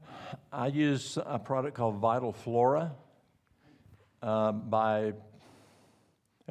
it's called Vital Flora. I'm trying to remember the brand name. And I usually do, most docs who are into probiotics, they'll tell you at least 50 billion 10 strains. I use a 60 billion 60 strains. I do have 100 billion 100 strains. Planet, I almost had the name there, but it's Vital Flora. Vital Planet, there you go, Vital Planet. No, every year, the first week of the year, that company has their employees take a whole bottle at one time. It gives them diarrhea, but it's just to prove to their employees and prove that their product's not a problem. They use their employees as a guinea pig, and so they can tell people, you don't have to worry about taking too much. I took a whole bottle. So it's pretty good, yeah. Yes, ma'am. We're having problems on the mic. Oh, okay. So my daughter has stage 4 endometriosis.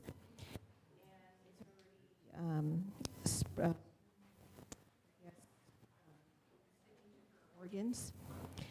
And once a month, she's just in extreme pain. So do you have anything for that? So the 2 things on endometriosis is, one is the castor oil pack is used for endometriosis like that, a castor oil pack, and which we'll talk about in a little while. And then also stabilize estrogen and progesterone, especially estrogen. And the wild yam cream works really well, because wild yam cream, what wild yam does is it stabilizes. See, we used to use HRTs, like Premarin. Premarin is pregnant mare urine, so you're taking horse pee. And then we went to twice-cooked soy milk, and twice-cooked soy milk has as much estrogen as 1 Premarin pill, 1 cup of twice-cooked soy milk. But then we still have breast issues. We're not getting out of that realm. And then Dr. Lee came up with progesterone cream, but it still wasn't doing the best. And so one of his associates, Cynthia Johnston, came up with wild yam cream. And the wild yam cream stabilizes progesterone. When you stabilize progesterone, you stabilize estrogen, and you stabilize testosterone. And so the wild yam cream is just a great tool to use to help with both progesterone stabilization and estrogen stabilization, which is important for that, but also I would use the castor oil pack. That's the best that I know for that. I don't see that as a home run item like some things I see, but I do see it does help some ladies. Yes? Yeah, Brother Walt, thanks for coming to the Valley, by the way. It's good to have you this weekend. Thank you. Could you address the issue of lectins in gut health? Many people know of Dr. Stephen Gundry, Loma Linda, and he addresses this, and we're not supposed to take regular almonds because of the skin of the almonds. And so he knows the Maracana, which we use in our family. But then he's attacking or saying don't take blueberries. And we eat blueberries every day, every morning. And could you address the lectin issue with gut health, please? I have not. At first, I started listening to him, and I was pretty interested in what he was saying. Then, I don't know, he kind of, to me, he just went. And so, I haven't. I mean, it is true we have to be cautious, such as your. We're told in inspiration that we have to cook our grains well. Well, why? Because there's a guy in there, he's a thief, and phytic acid. And so you get rid of phytic acid by cooking it. You get rid of phytic acid by sprouting it. But if you take a product that has phytic acid in it, a grain that's not well cooked, like minute rice, you don't want minute rice. That still has the phytic acid in it. And so when it goes into the gut, it literally is like a thief, and it will absorb and steal nutrients and take it out the feces, and you don't absorb it into the duodenum and the villi. A banana. It is true that if you eat a yellow banana, especially if it's green, there's a chemical in it that will do the exact same thing, unless you cook it. If you cook it, it gets rid of it. But if you eat it raw, it actually steals nutrition from you. So you want to eat a banana that has freckles on it or spots, and where it just starts to turn. Doesn't have to be plum yellow like banana bread stuff, but where it starts to have a couple spots, that chemical's now gone. So it is true we have to be wise, but yet I believe God gave us this for us to eat. So I haven't done the research to find exactly what all he's talking about, but I have a question about it.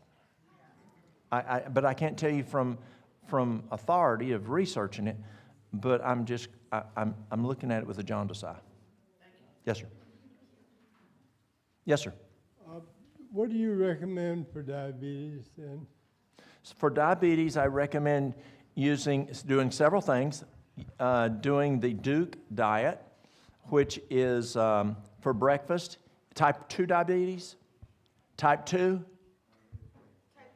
Okay, so doing the Duke diet, where in the morning you eat 3 fruit and 1 cup of brown rice. Now, if a banana or say grapes make your blood sugar go crazy high, don't eat them yet. You're not ready for them. But 3 fruit, 1 cup of brown rice. For the noon meal, you'll eat a nice big old salad, but no dressing, no oil, no salt, no cheese, no meat. You can put some lemon juice or some salsa, some low sodium salsa, and 1 cup of brown rice, but no supper. So only breakfast and dinner, the noon meal. And then you want to drink adequate water. You want to go take a stroll 4 times a day, even if it's just 5 minutes. The goal is to get up to 20 minutes 4 times a day, but start out with just 5 minutes 4 times a day, if you can do that. You don't want to wear yourself out and fall. And then you want to go to bed by 9 o'clock. Doing those 4 things and trusting in God, you will stay on that until you're at ideal body weight. You have an A1C of 5.6 or lower. You've got a morning fasting of 99 or less, and you're not on meds. And monitor, as you're doing this, your glucose is going to come down. And you work with your doctor, and you say, Doc, my blood sugar's now lower, not low, but lower. And how do I adjust my medication? But that's how you reverse type 2 diabetes. It works. Okay, is there another question? Yes, ma'am. I just wanted to share, So our family is plagued with allergies, but it wasn't the normal, and I know some people have talked about it, and I also have had endometriosis, like as one lady was talking about. And you can't go to a naturopathic type doctor because most of the regular doctor field don't accept it, but there is such a thing called delayed food sensitivities. And even though I didn't have any regular allergies with regular allergists, our family had a lot of delayed food allergies. And when we cut that out, a lot of the issues went away. So I just wanted to share that. Okay, good. Thank you. All right. Oh, we got another question over here. We'll take this as the last one, then we'll jump back into this. Oh, hang on a sec. We got another one there. We'll come back. We'll do 2 more questions. The guy back here has a... So with the Duke diet, first of all, that salad, since roughage, lettuce is basically doesn't have a lot of caloric value. Can you have a very large salad as long as you don't put that much salsa on it? Or Yeah, what you're doing is you're doing lettuce, but you're also doing things like broccoli, cauliflower, cucumbers, all kinds of raw vegetables. Yeah. And then the other question is, what if you're on the Duke diet? And because I notice sometimes that my blood sugar, if I'm not, will drop, and then I get weak sometimes. I haven't nothing diagnosed, nothing like that. Should you just still not eat, or should you basically have something small to get your blood sugar back up while you're doing this? And then the other question I have on that too is, what if you have, for some reason, like gastric bypass surgery and you have malabsorption? Can you still do the Duke diet? You can, but you'll still have to take those supplements that they gave you for that. Now, going back to your question, your first question there, I lost what it was. If my blood sugar drops off. Yes. Are you on medication? No. Okay. So you're not on blood. Are you a diabetic? No. Okay, good. So usually do you find that your blood sugar drops? I don't know if it's my blood sugar or with gastric bypass, you have something called dumping. And that. But periodically, I will, sometimes I'll find I'll get dizzy, right, and weak, and sometimes I'll sweat, and then what I usually do is take a little protein and a little bit of like an apple, and then it balances. Got it. So that's what I'm worried about the Duke diet is there's none of that there.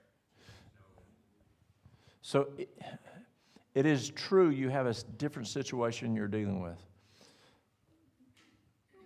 A way you can rule out whether you have low blood sugar or not, you can get you a glucometer and check your blood sugar when you're feeling like that. And that would say yay or nay if it's an issue or not. That way you can rule it out.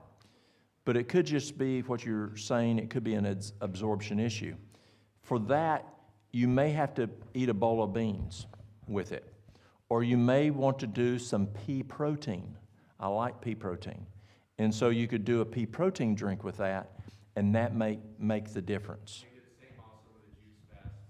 Right. If you do the juice fast, there are, for what you're dealing with, because it's not a cookie cutter, y'all, and you're dealing with, what you're dealing with where you've had that gastric bypass, you don't absorb nutrients like you're supposed to. And so you have to do other things where that pea protein may help, that beans may help, but definitely you need to stay on those supplements that go along with a gastric bypass based on your malabsorption issue. Okay, yes. And one last question, we'll jump back into this. So could you address a little bit more on stomach issues, let's say acid reflux and aspiration, and what would be things to help with an issue like that? So the best thing I found for acid reflux is don't drink 15 minutes before you eat, while you eat, to an hour after you eat. And some people, you have to go 2 hours after you eat. Why? Well, it's because digestion is going on for 2.5 to 5 hours.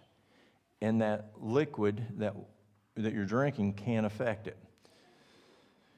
You can make the test that we talked about a few minutes ago, where you take the teaspoon of lemon juice, 2 to 3 teaspoons of water, drink that when you have the acid reflux.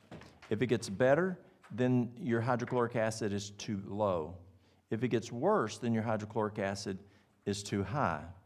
Now, if it is too low and you've cut out the water, the next thing I'll look at is I would try betaine HCl. That's a hydrochloric acid. You can get it from different companies. Now has a good one. There's different ones. But thank you, ma'am. B-E-A-T-I-N-E?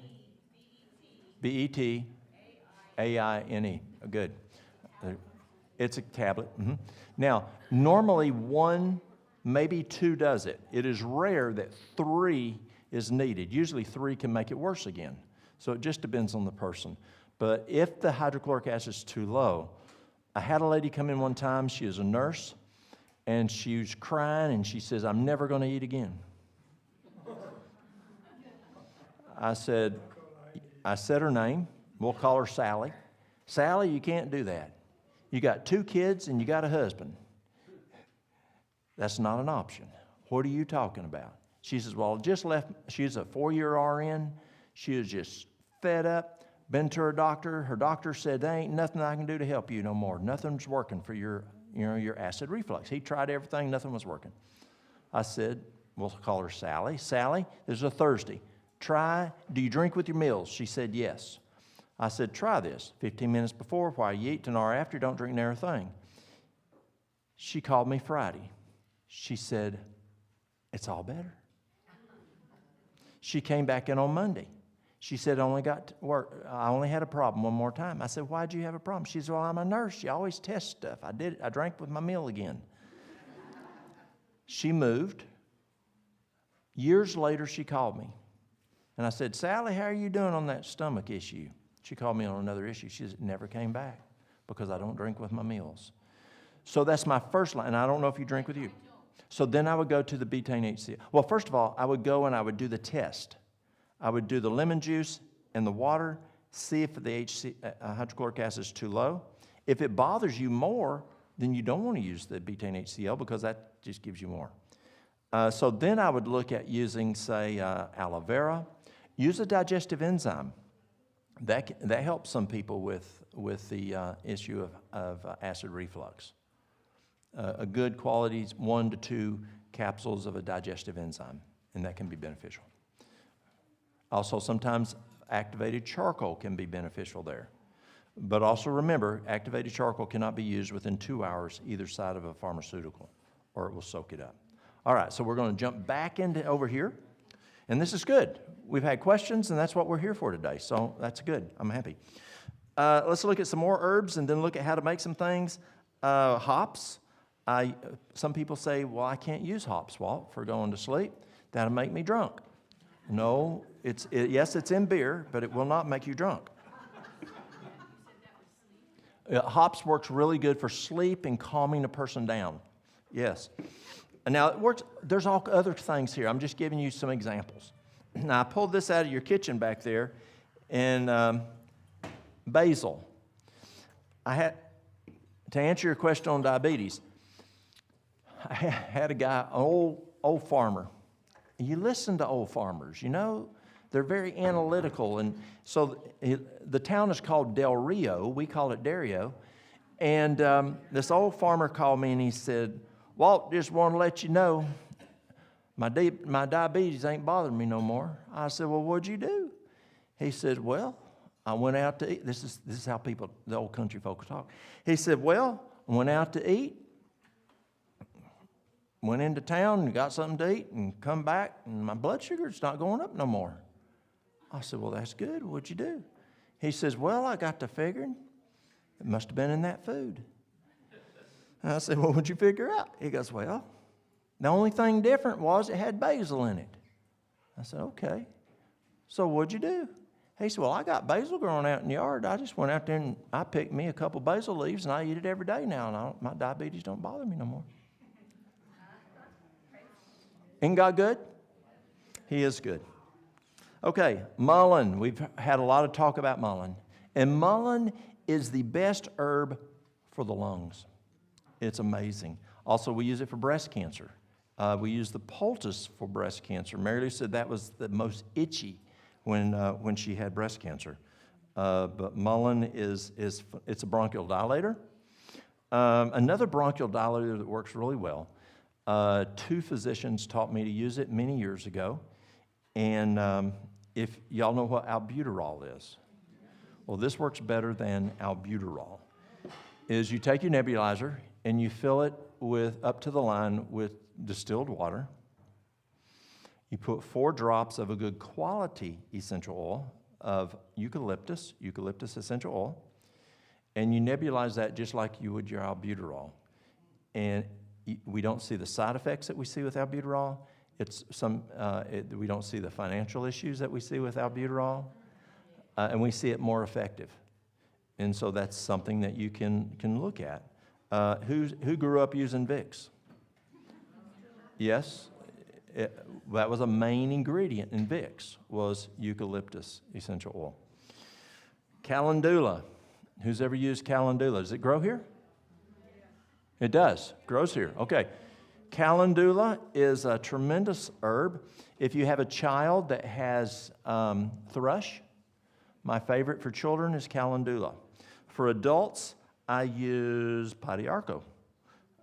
It's a little stronger, but for children, I use this. It will get rid of thrush. It's a great tissue product. So if you have a skin issue, you can either make an infused oil, or you can make a tea and topically put that on the area. And we used to use it for things like psoriasis, eczema, and rosacea, and it quit working to like it used to.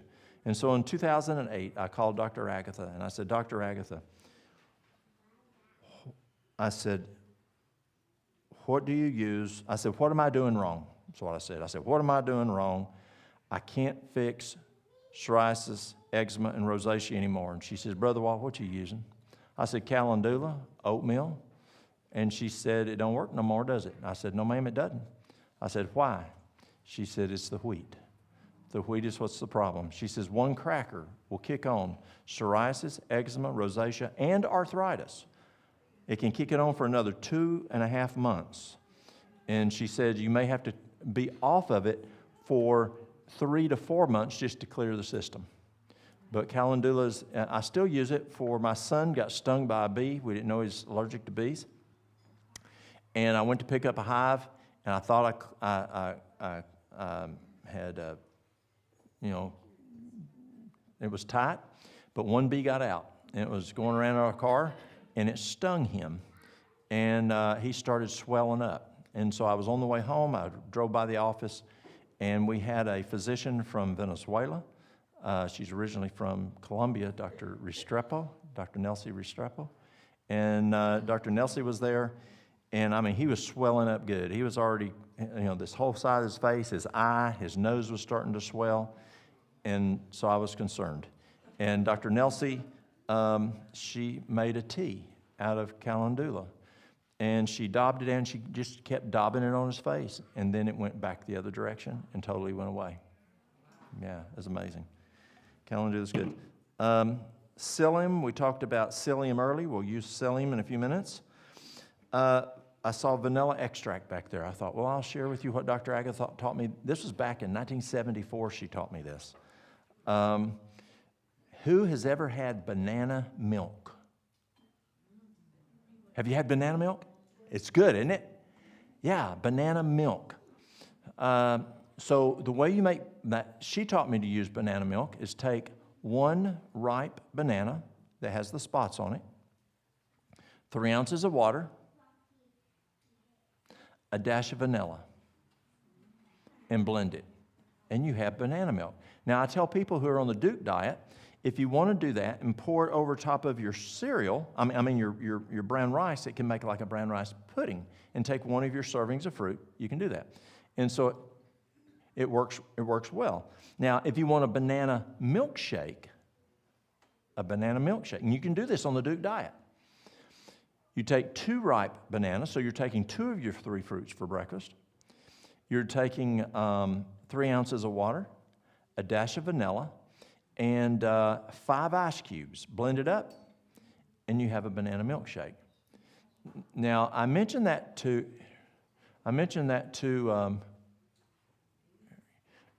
oh, there you go. I mentioned that to Dr. Agatha years later, and she says, oh, that's boring. So she's changed. She says, add more fruit in there. Put some blueberries in there. Put some strawberries in there in that milkshake. How do you make your banana milk? I don't make it. I have purchased it from the Korean product. Okay, I've seen it before, yes. Okay. Yes? Just a bee sting remedy. Have you ever done the... Oh, hang on a sec. We got to have a microphone. For the vanilla bean is good for you, but the extract I thought was bad for you. For what's that now? The processing. The vanilla bean is good for you, right? But the extract I thought was unhealthy. It's the process. Well, it depends on how you make it. Is it an alcohol process or is it an extract process? It could be just how they processed it.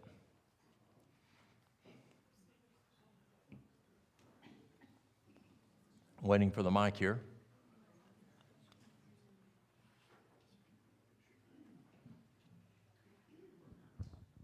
So something that really works for yellow jacket stings is put just plain white vinegar on a cotton ball and stick it on there and then put Band-Aids over it and Band-Aid it down, and it will get rid of it very shortly. It's amazing how many just natural, simple things there are. Absolutely.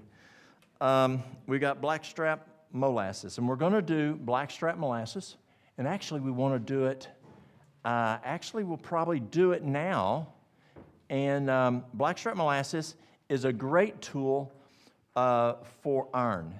If your iron's low, iron, we call it iron. Well, it depends on where you're from. If you're from the flatland of East Tennessee, we say iron. Iron. If you say it from the mountains, you say iron. So it just depends on where you're from. But iron, blackstrap molasses is a great source of iron. You take a tablespoon twice a day. It also has a great source of potassium. Manganese has some magnesium, and it's just a good source. So right now, we would like to do a facial. Who would like out there, and you want partners, and we're going to do a blackstrap molasses facial. And we're going to, when we're finished at 12 o'clock, you can go wash it off. But do we have any takers? If so, come on up and we'll pour up some blackstrap molasses.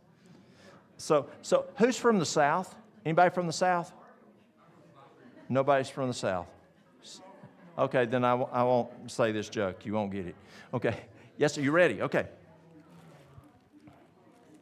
Who's your partner? You'll need to find a partner, okay?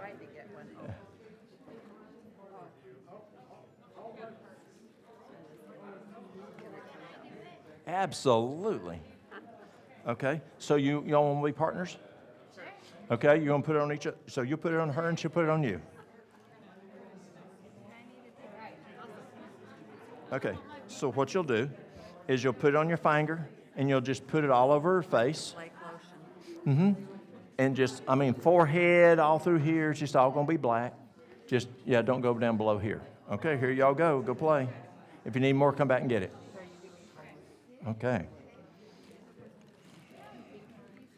And y'all go ahead and have a seat, and that way other folk, just go on back and have a seat, and you can do it.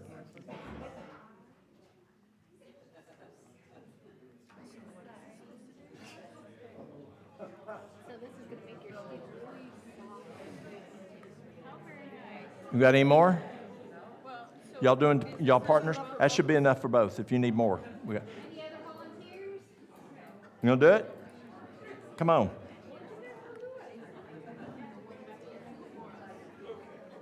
Any difference between blackstrap and grandma's? Yes, blackstrap is more nutritious. Okay. Okay, so y'all doing it together. Yeah, here you go. Oop, it's a dripping. There you go. You're welcome. Just all over, not in your beard. And then, yeah. There you go. Oh, no, sorry. Oh, you might want more. Anyone else? Okay, if y'all can go back to your seats, if you can, or if it might be easier, I don't know. Okay, so you can do facials different ways.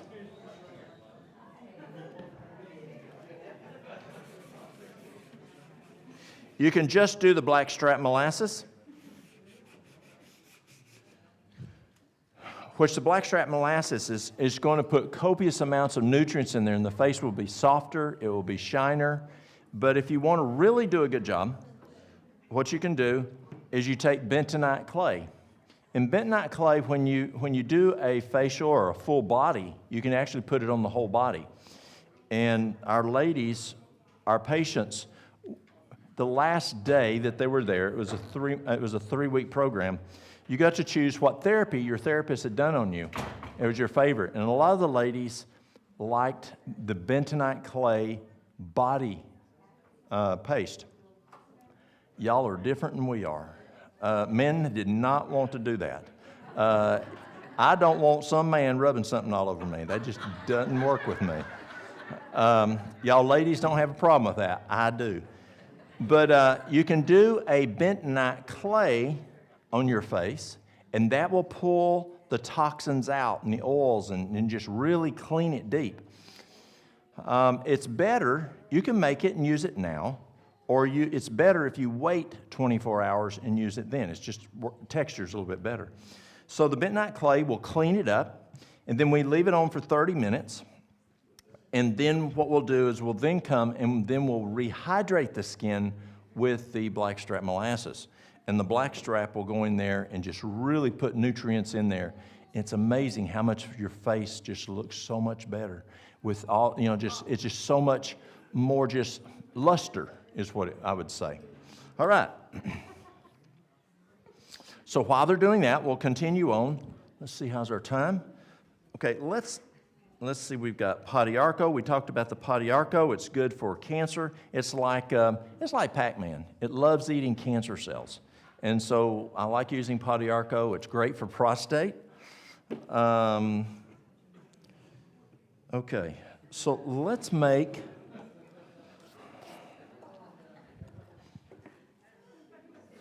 We're going to make rocket fuel. Has anybody ever had rocket fuel? Okay, we're going to do rocket fuel. Can you get... What can I get you? Yes. Okay, I need a quart of warm water.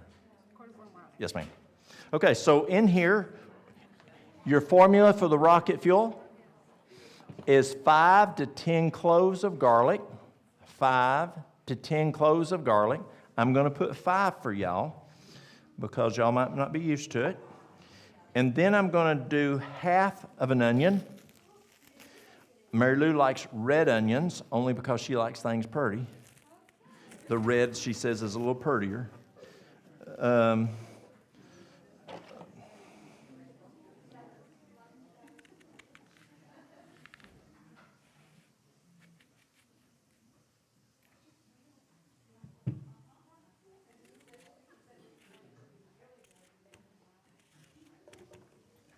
There was a question, is there a difference in grandma's molasses and blackstrap molasses? There is. There's just more nutrition in blackstrap. So I put 5 cloves of garlic and half of an onion. I'm going to put ginger, about a thumb of ginger. So I'm going to break 2 pieces off to put it in there. A thumb of ginger, the juice of 2 lemons,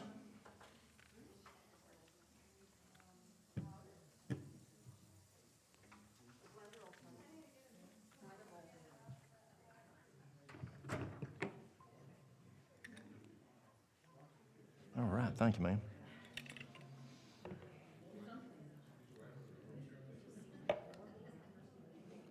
All of these items are antiviral. Some of them are also antibacterial, but they're all antiviral.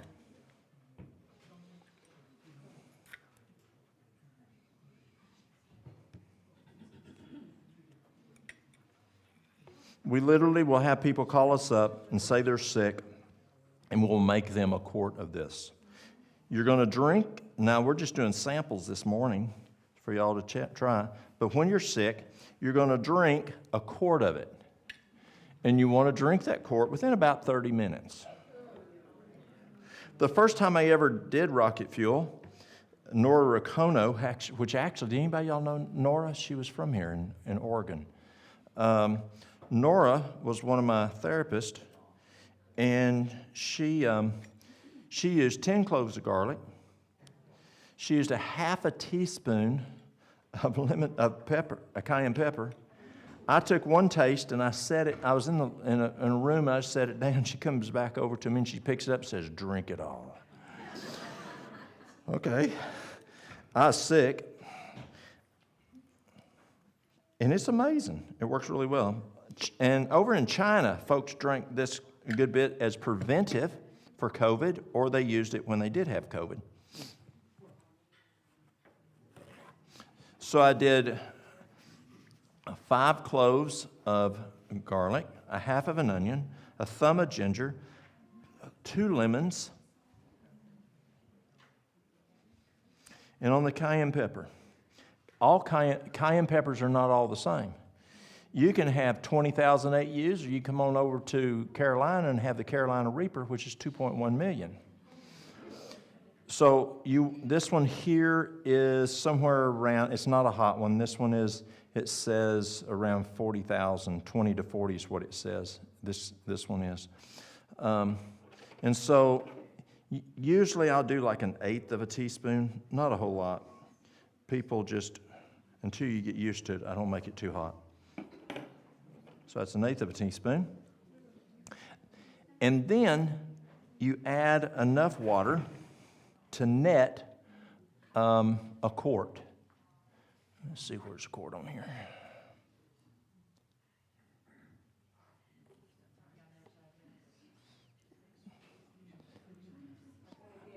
Do you see a quart on here? It's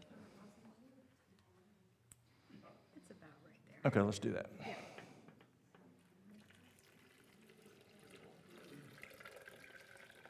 Right there? Just a touch more. There we go. Okay, now, we've added 2 more things. That's your basic formula. We've added 2 more items, and that is Alimed. Now, you've already got 5 cloves of garlic, but I also put Alimed in there, and we're going to do quite a bit. I'm going to put about a tablespoon. Tablespoon Alimed. There's 24 cloves of garlic in each drop. And then, here it is. And then I'm going to put elderberry. Elderberry is really cool. The researchers at the University of Sydney in Australia found that elderberry prevents viruses to sticking to the wall of the lungs, which is important, very important. And so then I'll do about a tablespoon of this, if I can get it open. There we go. Oh, good, thank you. It's better than dumping. Well, that doesn't work. So if I'm feeling something come on, I use what first? Oregano oil. But if I really want to hit it hard, I'm going to take a tablespoon of Alimed and a tablespoon of this, and I put it in water. That's the dynamite. It works well. I'm putting it. Does your stomach feel upset? No, I wouldn't. My grandson that's 5 years old. I've got 3 grandkids that are 5 years old. But one of the 5-year-olds, he will literally take a tablespoon of Alimed without anything. I can't do it. I'll sit on the floor. It'll put me on the floor. A tablespoon. I can do a teaspoon, but not a tablespoon. He can. He can just taste it, and he thinks it's good.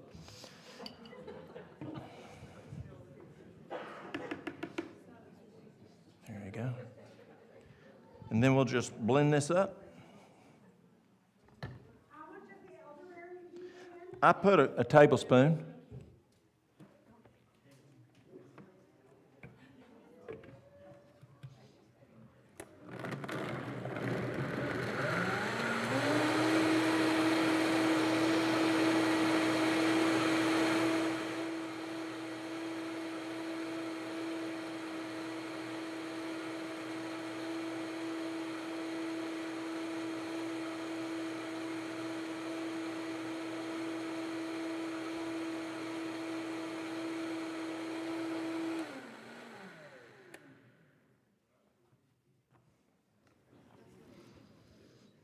It smells good.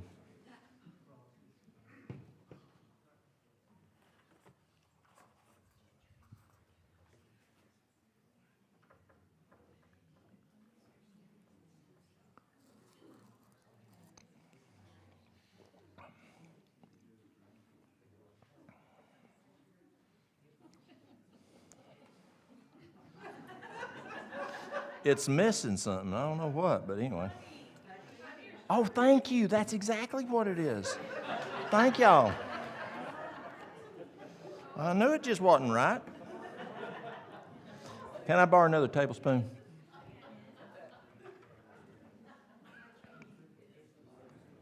Who said honey? There you go. Good. Yeah, it's missing the honey. Now, I use a tablespoon usually. Mary Lou uses 2 tablespoons. So you want Mary Lou's or you want mine? That's what everybody says. They want Mary Lou's.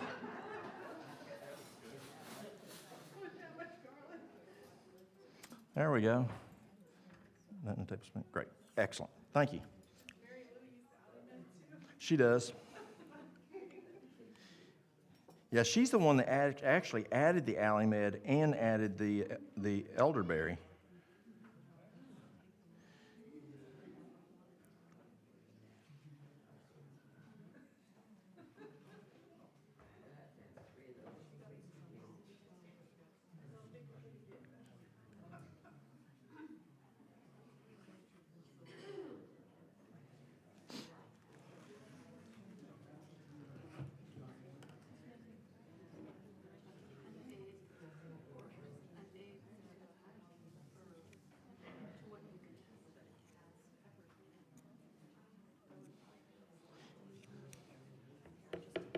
Thank you, ma'am.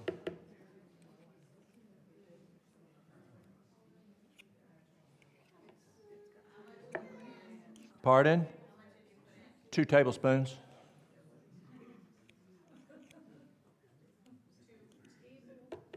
Two tablespoons.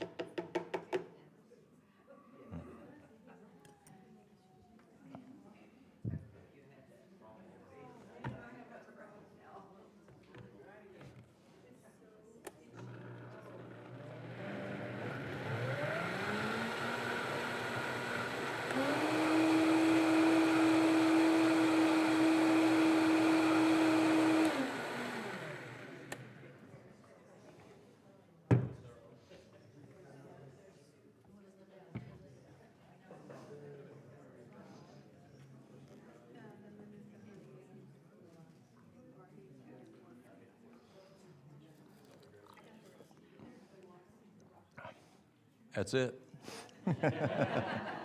Okay, so is everybody want to try it? Yeah. All right. So we'll just need to figure out that many people for that much, or we can make more if we needed to. Let's see how far we get. Okay, see how far we go. Pardon? 5,000, you gotta bless it first. Oh, there you go. That's right. So I tell you what, we're going to go ahead and start pouring up. And based on time, I'm going to keep going. Is that okay? Yes. Excellent.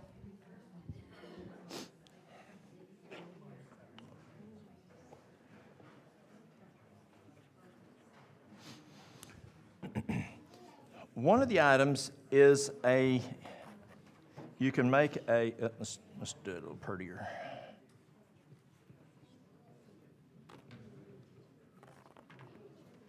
I'm going to make a poultice.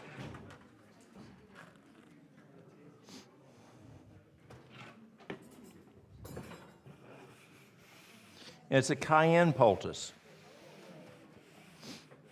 Now, you can make cayenne poultices different ways, but you can put it on an area, you can put it on, say, a knee that is hurting, and you've heard of capsicum cream. We talked about yesterday where that lady that I went to her house, and we put some cream in a little container, like a little cup, some cayenne pepper, stir it up, and you want it kind of pink in color. And then you touch the back of your hand, see how it is. If it's too hot, you add a little more cream, hand cream or lotion. If it's not hot enough, add some more cayenne pepper. You can make a poultice, and you can put it on the knee, the elbow, or let's say you want to put it on your feet. You can warm up pretty good with this. And you can just take a paper towel. In the paper towel, you can use, who knows what DMSO is? Who knows what castor oil is? Both are drivers. But you can put castor oil on there, or you can put olive oil, and that's what I have today, and that's what a lot of folks will use. They'll just use olive oil, and they'll take it and they'll put, let's see how this thing's going to pour.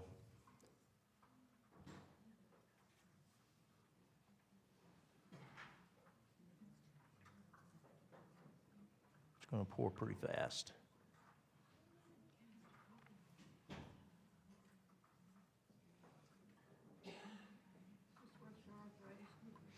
This can be to help with foot pain.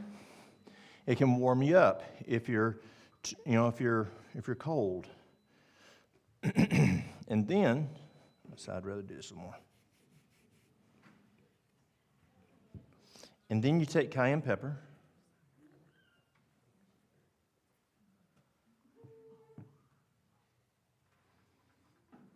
Again, remember your cayenne pepper is measured in heating units, and it can, some's hotter than others.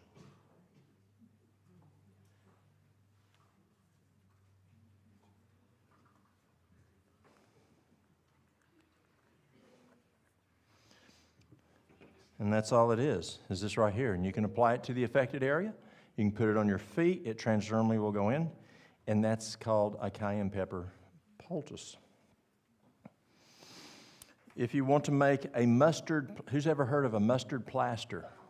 Okay. Mustard plasters, the difference in cayenne is measured in heating units. Mustard, they don't test. So every batch of mustard, you need to test it.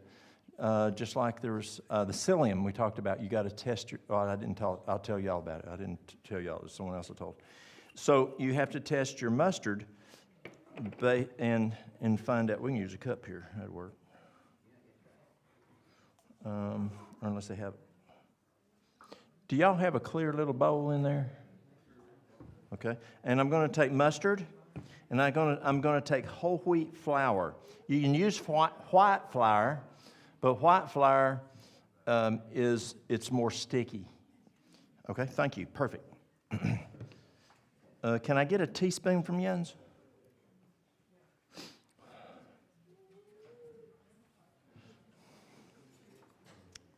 Now in the South we have two terms. Thank you. Well, actually, you will say y'all, but an Appalachian term that actually will go up into Pennsylvania. And that's an Appalachian mountain term, and even up into Pennsylvania, and that's yins.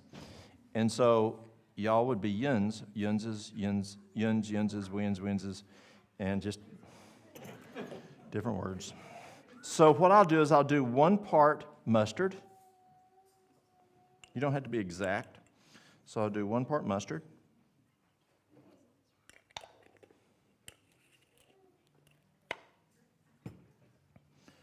3 parts whole wheat flour.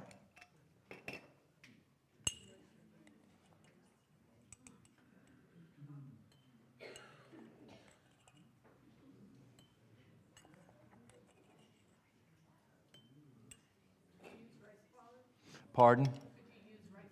Probably could. One day I was doing this in front of folks, and I go, that's just not making up right. I'd use psyllium.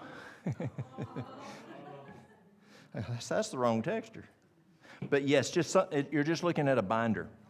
But I like the whole wheat flour better than I do the white flour. And you probably don't have white flour at the house anyway.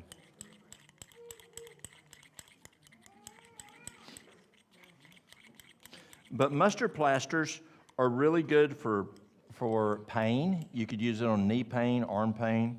You can do pulmonary. It's excellent for pulmonary issues, lung issues, pulmonary. Like if a person has pneumonia or something like that. I used to get pneumonia or bronchitis 3 times a year.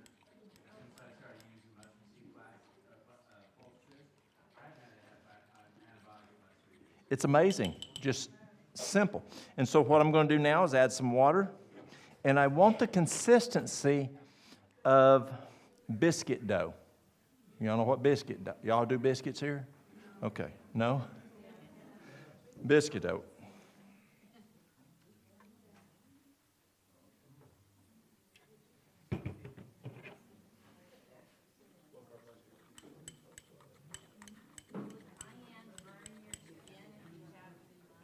Can cayenne pepper burn your skin if you have too much? Possibly yes, especially if the heating units are too high. So you just play with it, go with the low HU, and just see what, and plus one skin's different than the other skin.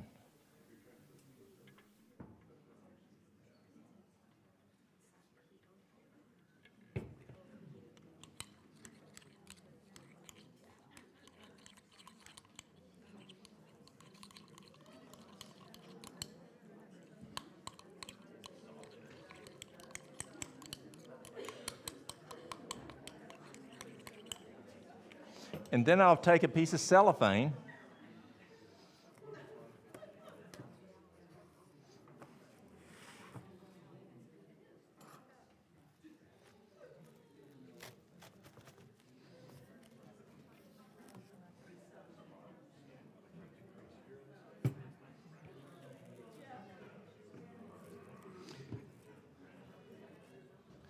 and then I'm going to put it on a piece of saran wrap. Oop, wrong one.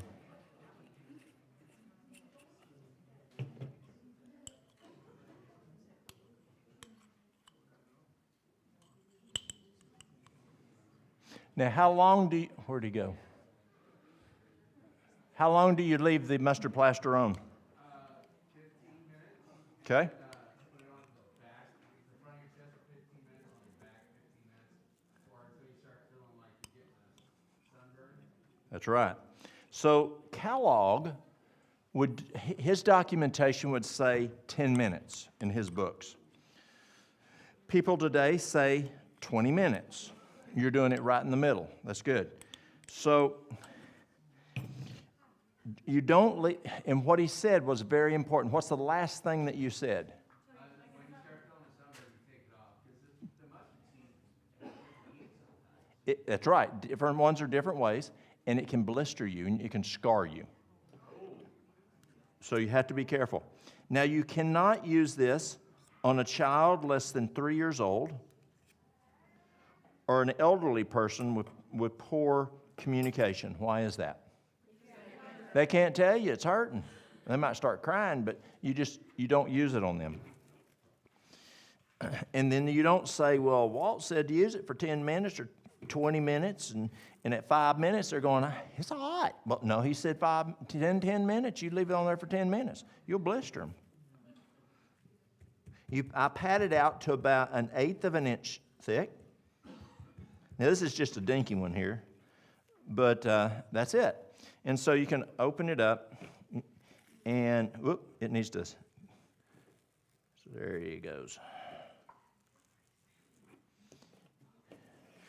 The plastic's a little bit bigger, but you apply it to the affected area, leave the plastic on the back, apply it straight to the skin, and leave it there, as we said, 10 to 20 minutes, or if it starts to get hot, and then you can take it off. Now, this does not adsorb like charcoal poultice.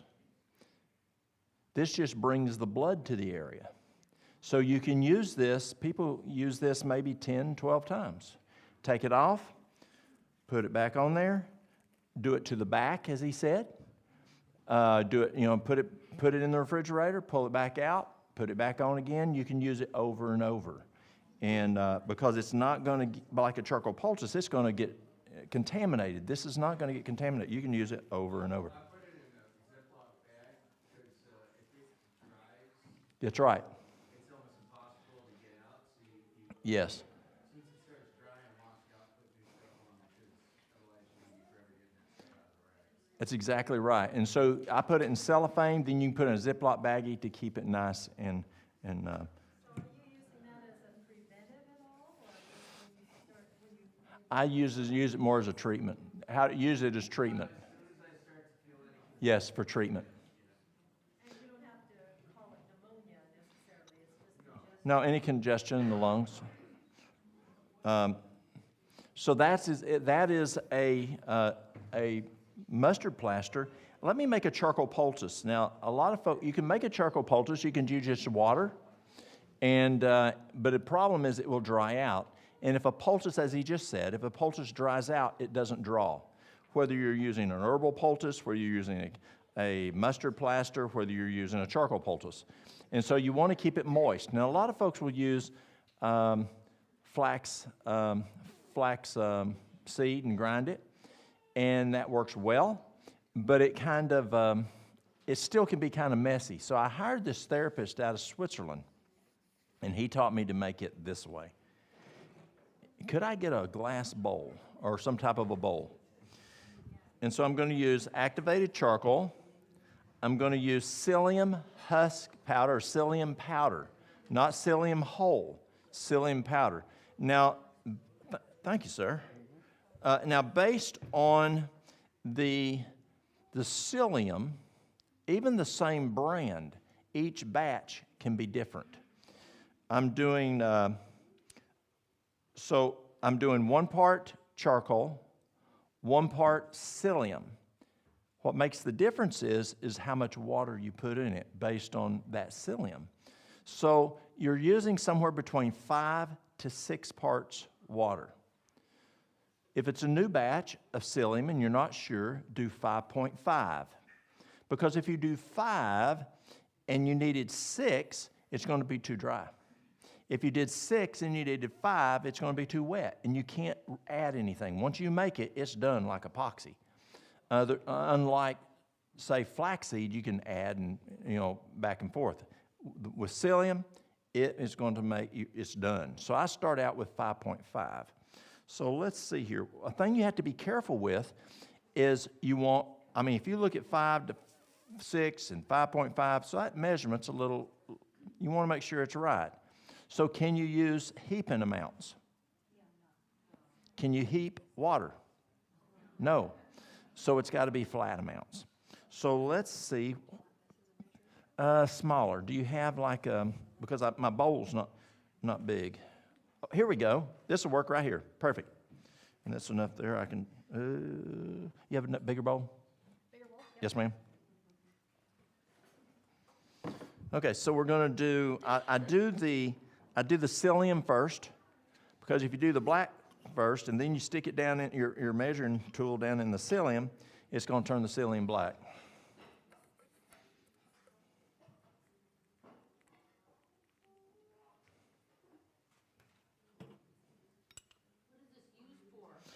It can be used for cancer. I went to Michigan and did some work with a physician up there that used it for lung cancer, breast cancer, as a poultice of any kind of cancer. We talked earlier about the leg issue that she was talking about. It can pull out toxins out of parts of the body. I got a boil one time. Who's ever had a boil or a boil? And we're in America, y'all. I don't have this problem down in Tennessee. But a boil, who's had a boil? Anybody had a boil? They're painful. Well, a charcoal poultice reduces that pain significantly within 15 to 20 minutes. And then when it starts hurting again, it means it's drawn all that it can. Put another poultice on there. My daughter got bit by a brown recluse spider. And I did not know what it was. It was years ago. I was still working in regular health care. I took her next door to a neighbor of mine, an old doc, retired, I said, "What is it?" He just ignored me. He said, "Virginia, get me a charcoal poultice." She'd had already one made up in the freezer. She thawed it out, put it on Ashley. I said, "What is it?" He said, "Never mind. Just come back tomorrow night at 5 o'clock when you get back from work." I said, "Okay." He's quite a bit older than me. I was taught to respect him, so respect my elders. So yes, sir. And got back the next night. The day before, it was red, hot, hard, painful, and very necrotic. Within 24 hours, the redness was gone, the hardness was gone, the pain was gone, and it looked much better. And it was a brown recluse bite. And we've used it on brown recluse bites for years. I had a guy come in the other day, and he says, "Oh, I had a brown recluse bite one time. Walt put one of them things on there," and he says, "You can't even see it. No scar at all. My daughter had no scar left. And so you can use it for a number of things. I had a guy one time, he got stung by a ball-faced hornet. He was very allergic. He was literally in and out of consciousness. His skin was plum white. His blood pressure was, let's see, what was it? I mean, it was low. I won't even guess right now. It was super low. And within 2 minutes of putting that charcoal poultice on it, skin color was back, level of consciousness is back, and his blood pressure was back up towards normal. Very, very fast. On the way to the hospital, the medic took it off, and boom, he went out, and they had to start giving him some medication.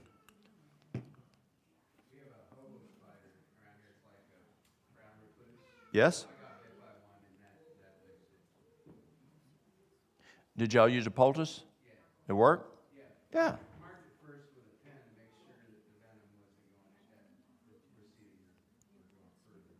Okay.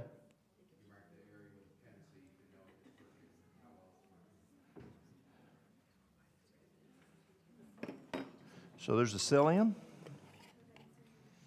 We're going to do the charcoal. Charcoal's messy. Be careful. If it gets on your clothes, it can stain. I have a question. You said that's good for, like, you use it on cancer. So my sister-in-law has some tongue cancer, and she's getting treatment for that. But is that a poultice? Could we put that, like, on her neck? Oh, they're going to give me the mic now. I mean, is that something? I don't know. I'll show you here in just a moment how it's going to be difficult on the tongue because you want to apply it straight to that area. Well, when you're saying if it's breast cancer or lung cancer, Yeah. I mean, it's on the outside. That's Still not putting it on the exactly, inside. yeah. So that's why. Yeah, like if you can palpate a lump. Yes, you're putting it right there. Oh. Or even lung cancer, it's not right there. So tongue cancer, you could try put it in the neck here and try. I'm gonna get my neck dirty. And you can put it, I would try putting it on that area. I'd also do a castor oil pack and maybe some herbal poultices. And even though she's taking chemo and Yes. radiation? Okay. Mhm. My dad's got liver cancer, and Mhm. it's spread. It went into remission for a while when he was on immunotherapy. Is this any good for that kind I of would. cancer? Yes, So- any kind of cancer you can get to. Now, brain cancer, it's kind of hard to get to that. Okay. But if you can, or lymphatic, let's say you have So you just lymphatic put it cancer. down the liver area, basically. and Just then- over that organ. And then for the rest of it, you just hope that if he bites it there, I mean, because he even had it. What do you have it, honey? I forget. But he had it spreading all over the place. But Yes. You just put it over the affected area. Now, you want to stir this. This is a key. If you don't stir it good, your psyllium will congeal and your charcoal won't, and you'll have a mess. So you've got black, you've got tan, you want to turn to gray.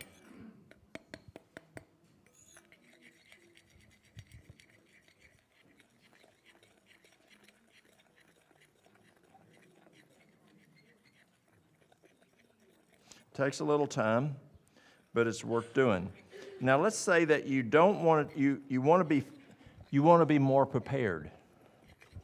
And you don't want to have to do all this because you might need it fast. Well, you can mix it already together. And then you just change your formula and you cut your water in half because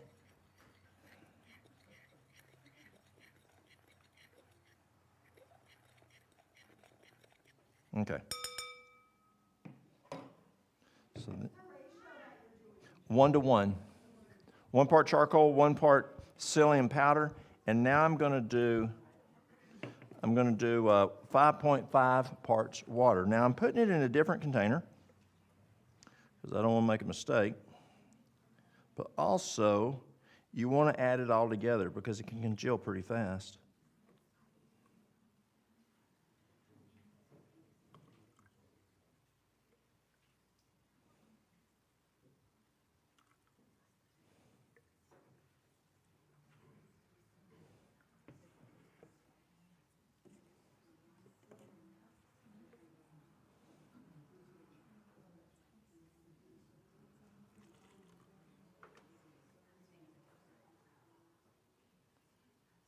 Okay, we got 5.5 parts.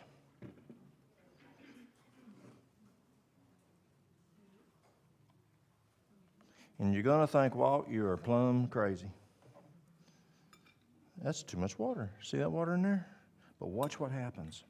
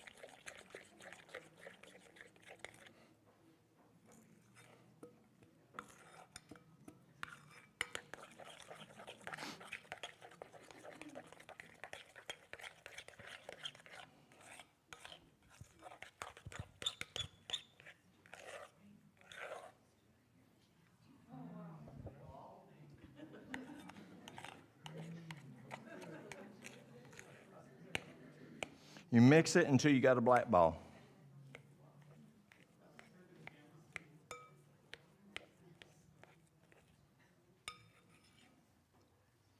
Now this is the hardest part of making the charcoal poultice. This is a saran wrap. It sticks to it cheap.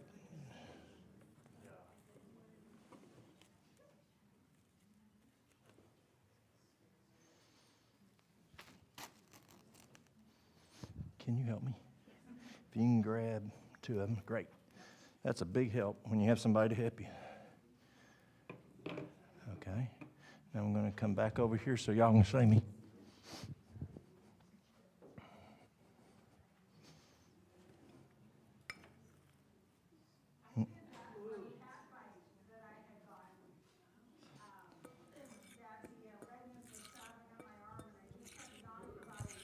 Uh-huh. As a cat bite? Thursday afternoon, I went by Walmart to pick up something from Mary Lou before I left. And there's a fellow there, and I saw him, and he said, Walt, how are you doing? I said, I'm doing good. He says, let me show you what happened to my finger. It was half gone. I said, what happened? He said, cat bit it. And he says, they had to amputate it. And I didn't say anything because I didn't want him to feel bad. But I wanted to say, why didn't you come see me? You know?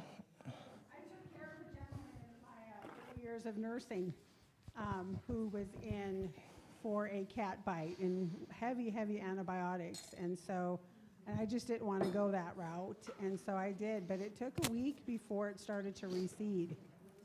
And I just kept doing it until it was basically gone. Yeah. There's a story on the Lifetree Wellness website where the end of the finger was severed and... You gotta wait for the mic, please. We can't hear anything.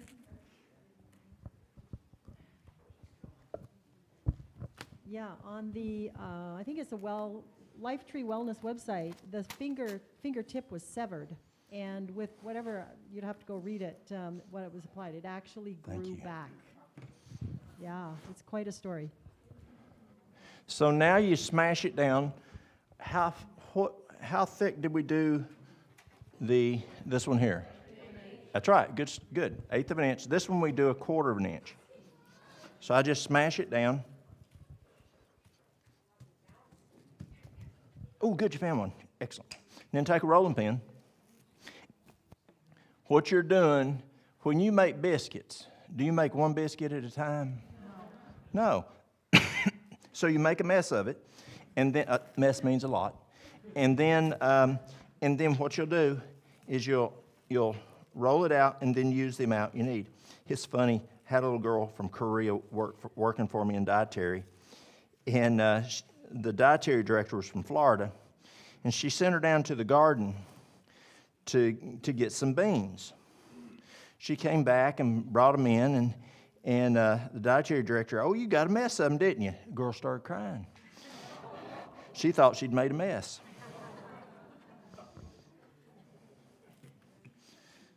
And that's it, y'all. Now, you let it sit for maybe, 15 minutes. You can use it right away if you want to. But it's still a little tacky. And if you wait a little bit, it will be less tacky. And the neat thing about it is, look at that. See how that is like that? You can't do that with a regular one. And so let's say you have an oral issue. Let's say you have a patient that has an infected gum. You can break off a piece of this. I'll just show you.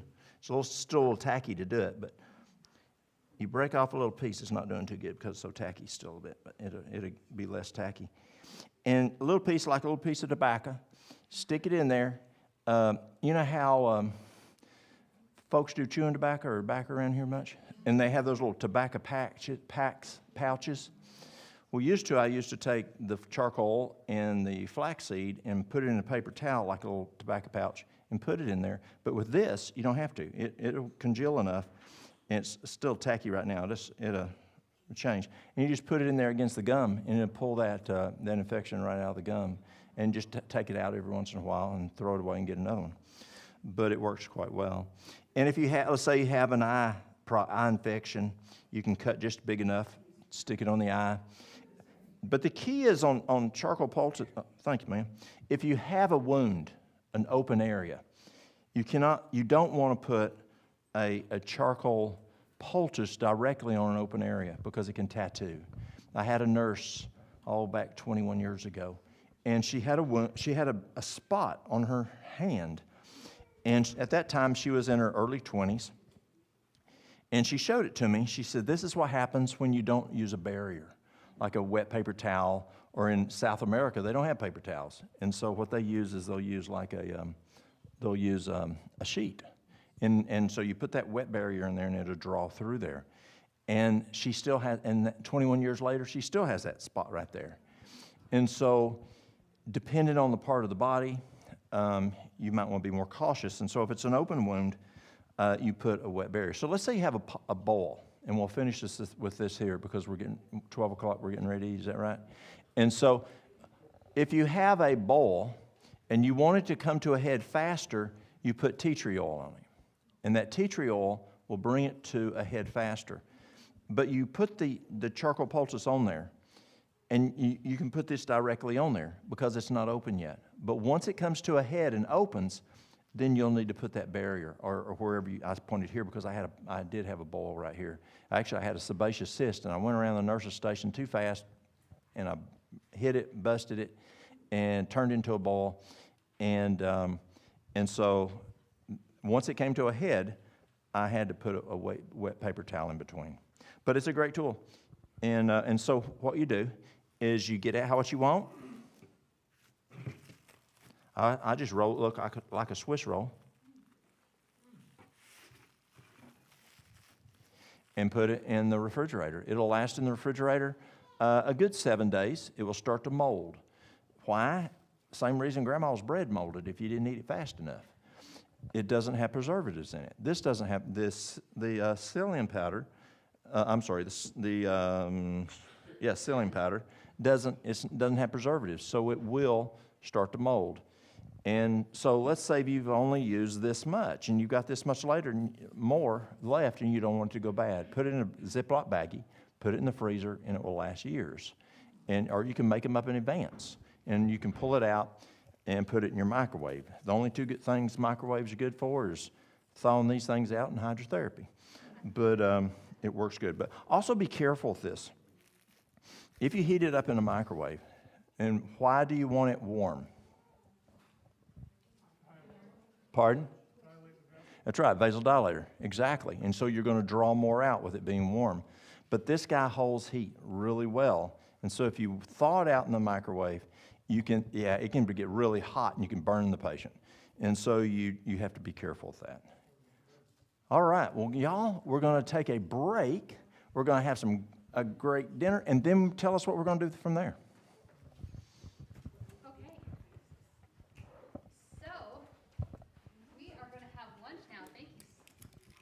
Thank you so much, Dr. Cross, for these amazing demos. Have you all been blessed? Been very blessed. So we all know what to do when we get home, don't we? Lots of remedies. We can be very helpful to all those around us. So we are going to have a lunch, and then we will move to the sanctuary, and Dr. Cross will tell us about all kinds of diseases and how to treat them. We've heard a lot of that already, but there'll be more specific issues. So we have a soup and bread lunch. So we'll have the soup served out of the window. So I'm going to read off the kinds of soup because you'll have to figure out which one you want.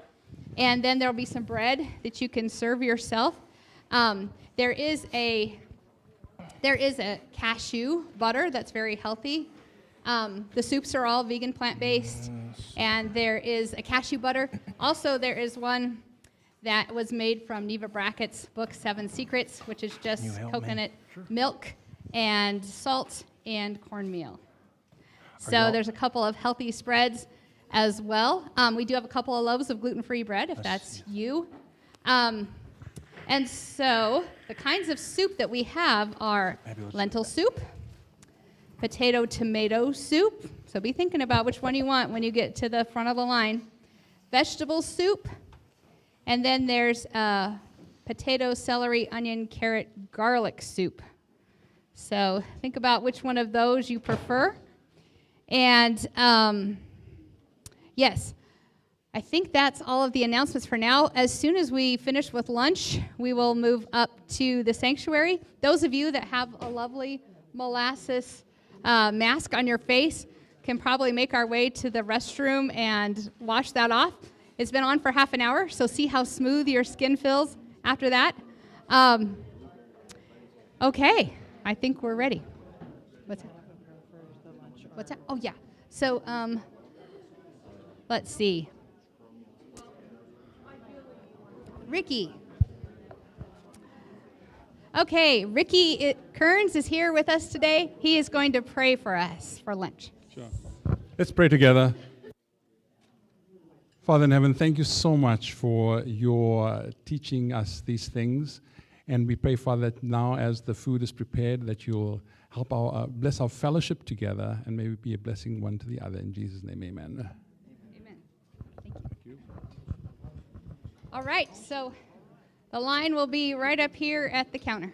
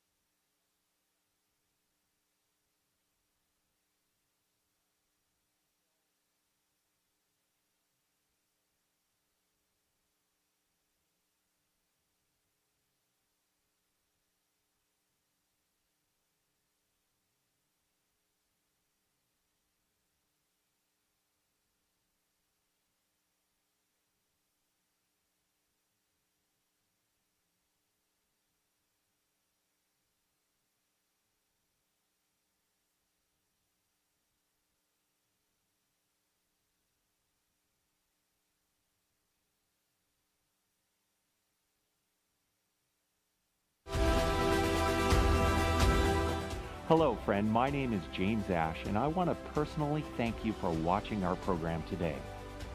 If you would like to see more videos just like this, all you have to do is go to statelineadventmedia.org, and you can watch to your heart's content. And oh, by the way, don't forget to click the like, share, and subscribe buttons on each one of our various platforms. Because you see, my friend, this helps us reach more people with the good news of Jesus' soon return.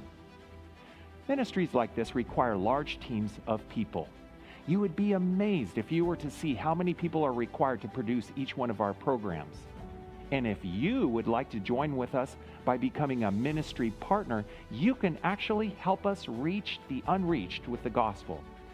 All you have to do is go to statelineadventmedia.org/donate, and you can give us a much-needed boost. So we are opening up the Most importantly of all, church friend, we for need your extra prayers. restrooms. I assure you that the devil does not like this ministry, and your prayers are what protect and direct what we do here.